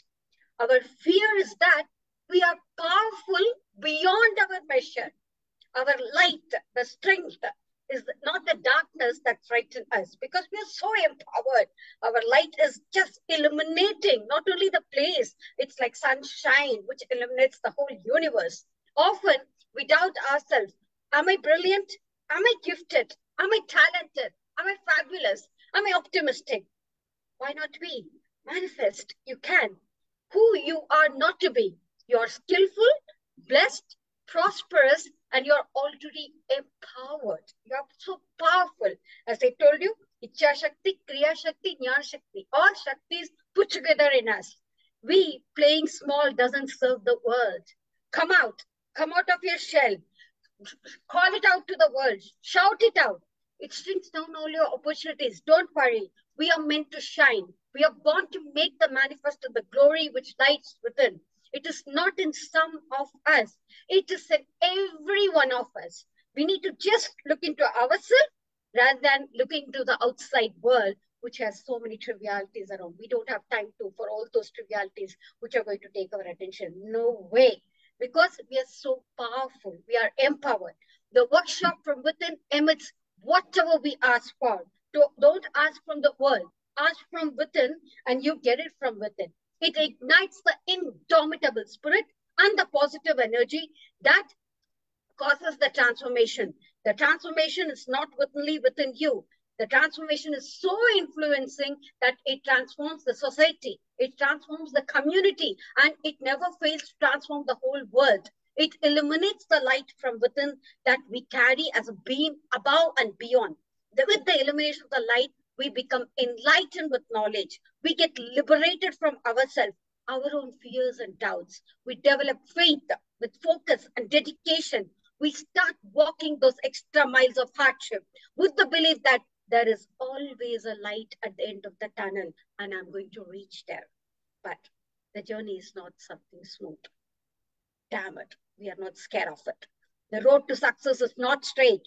I'm not bothered because I am empowered. There is always a curve called failure. There is a loop called confusion. But if we spare a determination, an engine called perseverance, with the potential insurance called faith, the driver driven by the driver Almighty, we will make it to the destiny and a place called success. That is a quintessence of the positive success formula of the empowered female. And the success formula is so infectious. As I told you, it doesn't stop with one. It inflicts every single person, because those who bring the sunshine to others cannot keep it within themselves. We inspire, we ignite, we inflict, we innovate to enlighten, empower, exemplify, and evolve the society. And that success saga continues. So let's celebrate this womanhood with all pride and glory. Thank you, women. Thank you so much, Virginia. Thank you so much. Thank you. Thank you, Dr. Shavidia. I just saw a part of you that I knew was there, but I didn't see it until now. Thank you for sharing your enthusiasm, all that beautiful energy for all of us, because I see you in other aspects and you're so smart, but I also know that you're so empowering.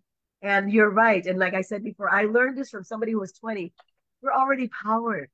We just need to be enlightened that we have the power within. And that line that you said, like we are powerful beyond measure, I use it all the time. And I do it for myself. When I'm afraid, I'm like, you know what? You don't even know what's inside of you. There's so much, and then I use that. So thank you for sharing again. And I think it's a great way to end this incredible conference, global conference. We've had everybody from all continents. The only one is except Antarctica. That's the only one. But everything else we have. And it's been amazing. And Mina, are you there? We have one video that they wanted to share. I am here. I will share. Okay. Do you think we can? Thank you. And Mina is the beneath my wings right now. Like she's the one who's making me look really great, and she helps me with everything. So, Mina, props to you and everything that you do every day, because she does so much work. She's so talented and so smart. But Mina, I don't know if did you get the email with the video? I get. Thank you so much for your beautiful words. Okay, so let's do it. Okay.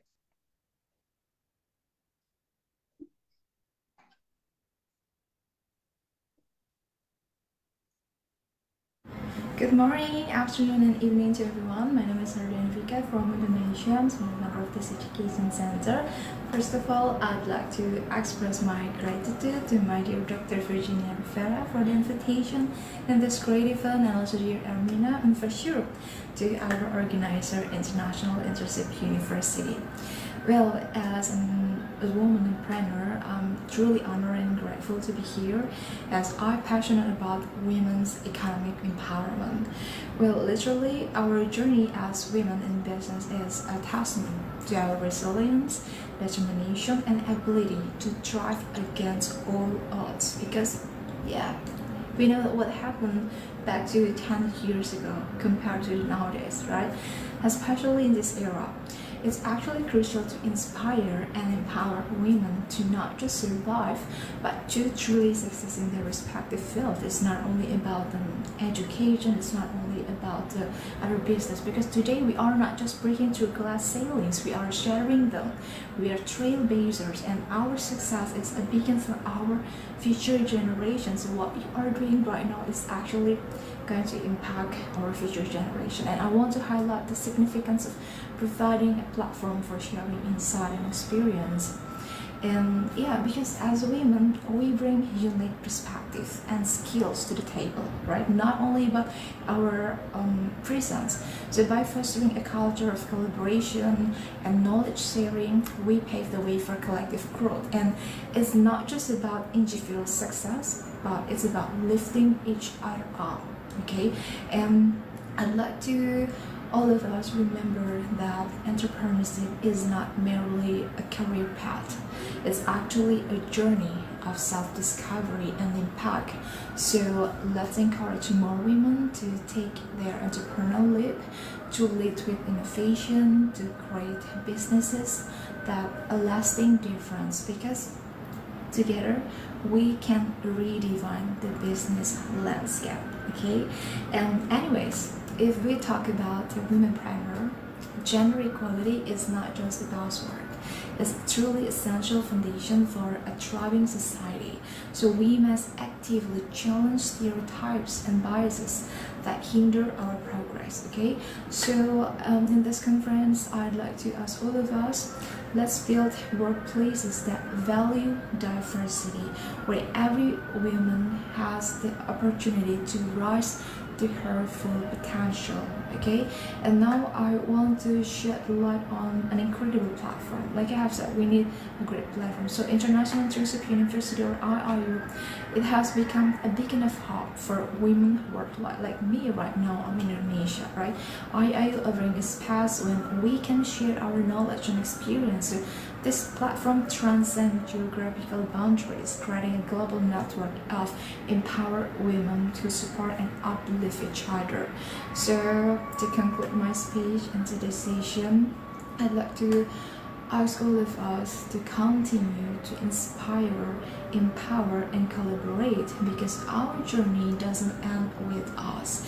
It extends to future generation, and by creating a world where women can thrive in entrepreneurship, leadership, and economic empowerment, we leave a legacy that transcends time. So thank you so much, and let's march forward together towards a future where every woman is empowered to success. Thank you so much. Bye-bye.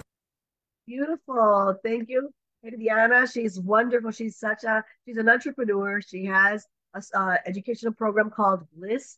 She's always doing things. She's always everywhere. But today she's in another session, but she wanted to send her video, and I am very, very grateful. So, Edwina, here we are. It's time to say goodbye. And I want to say that we are in the platform of IIU, but the sister school is James International School. And those videos that you've seen of me and me being in love with these children and what the school does every day. And I call it my school because it is my school, and we're all an amazing team. I just invite all of you to really take some time and really go to James International School and help a child have access to incredible education. And you know that my heart is with the girls and the women. And we make sure that we're 50-50, that all our girls are empowered, that all our girls are not just gender biased. I am very, very strict about this. And when I was there, I was able to give a class in gender perspective. And I would tell them, don't tell your grandma that she's wrong. But, we have to start moving into a new era. And they were so receptive. So thank you, Armina, for guiding so well and directing that school. I am so proud of everything that you do.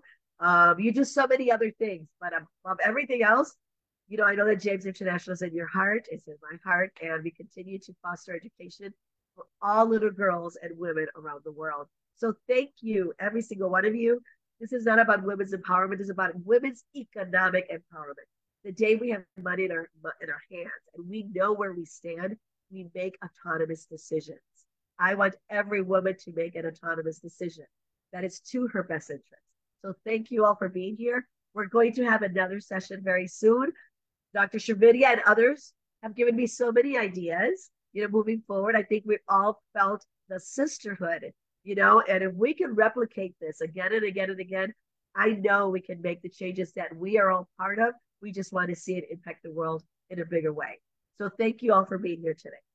Thank you, Armina. I don't know if you want to say some last words before we leave, but thank you for everything you do.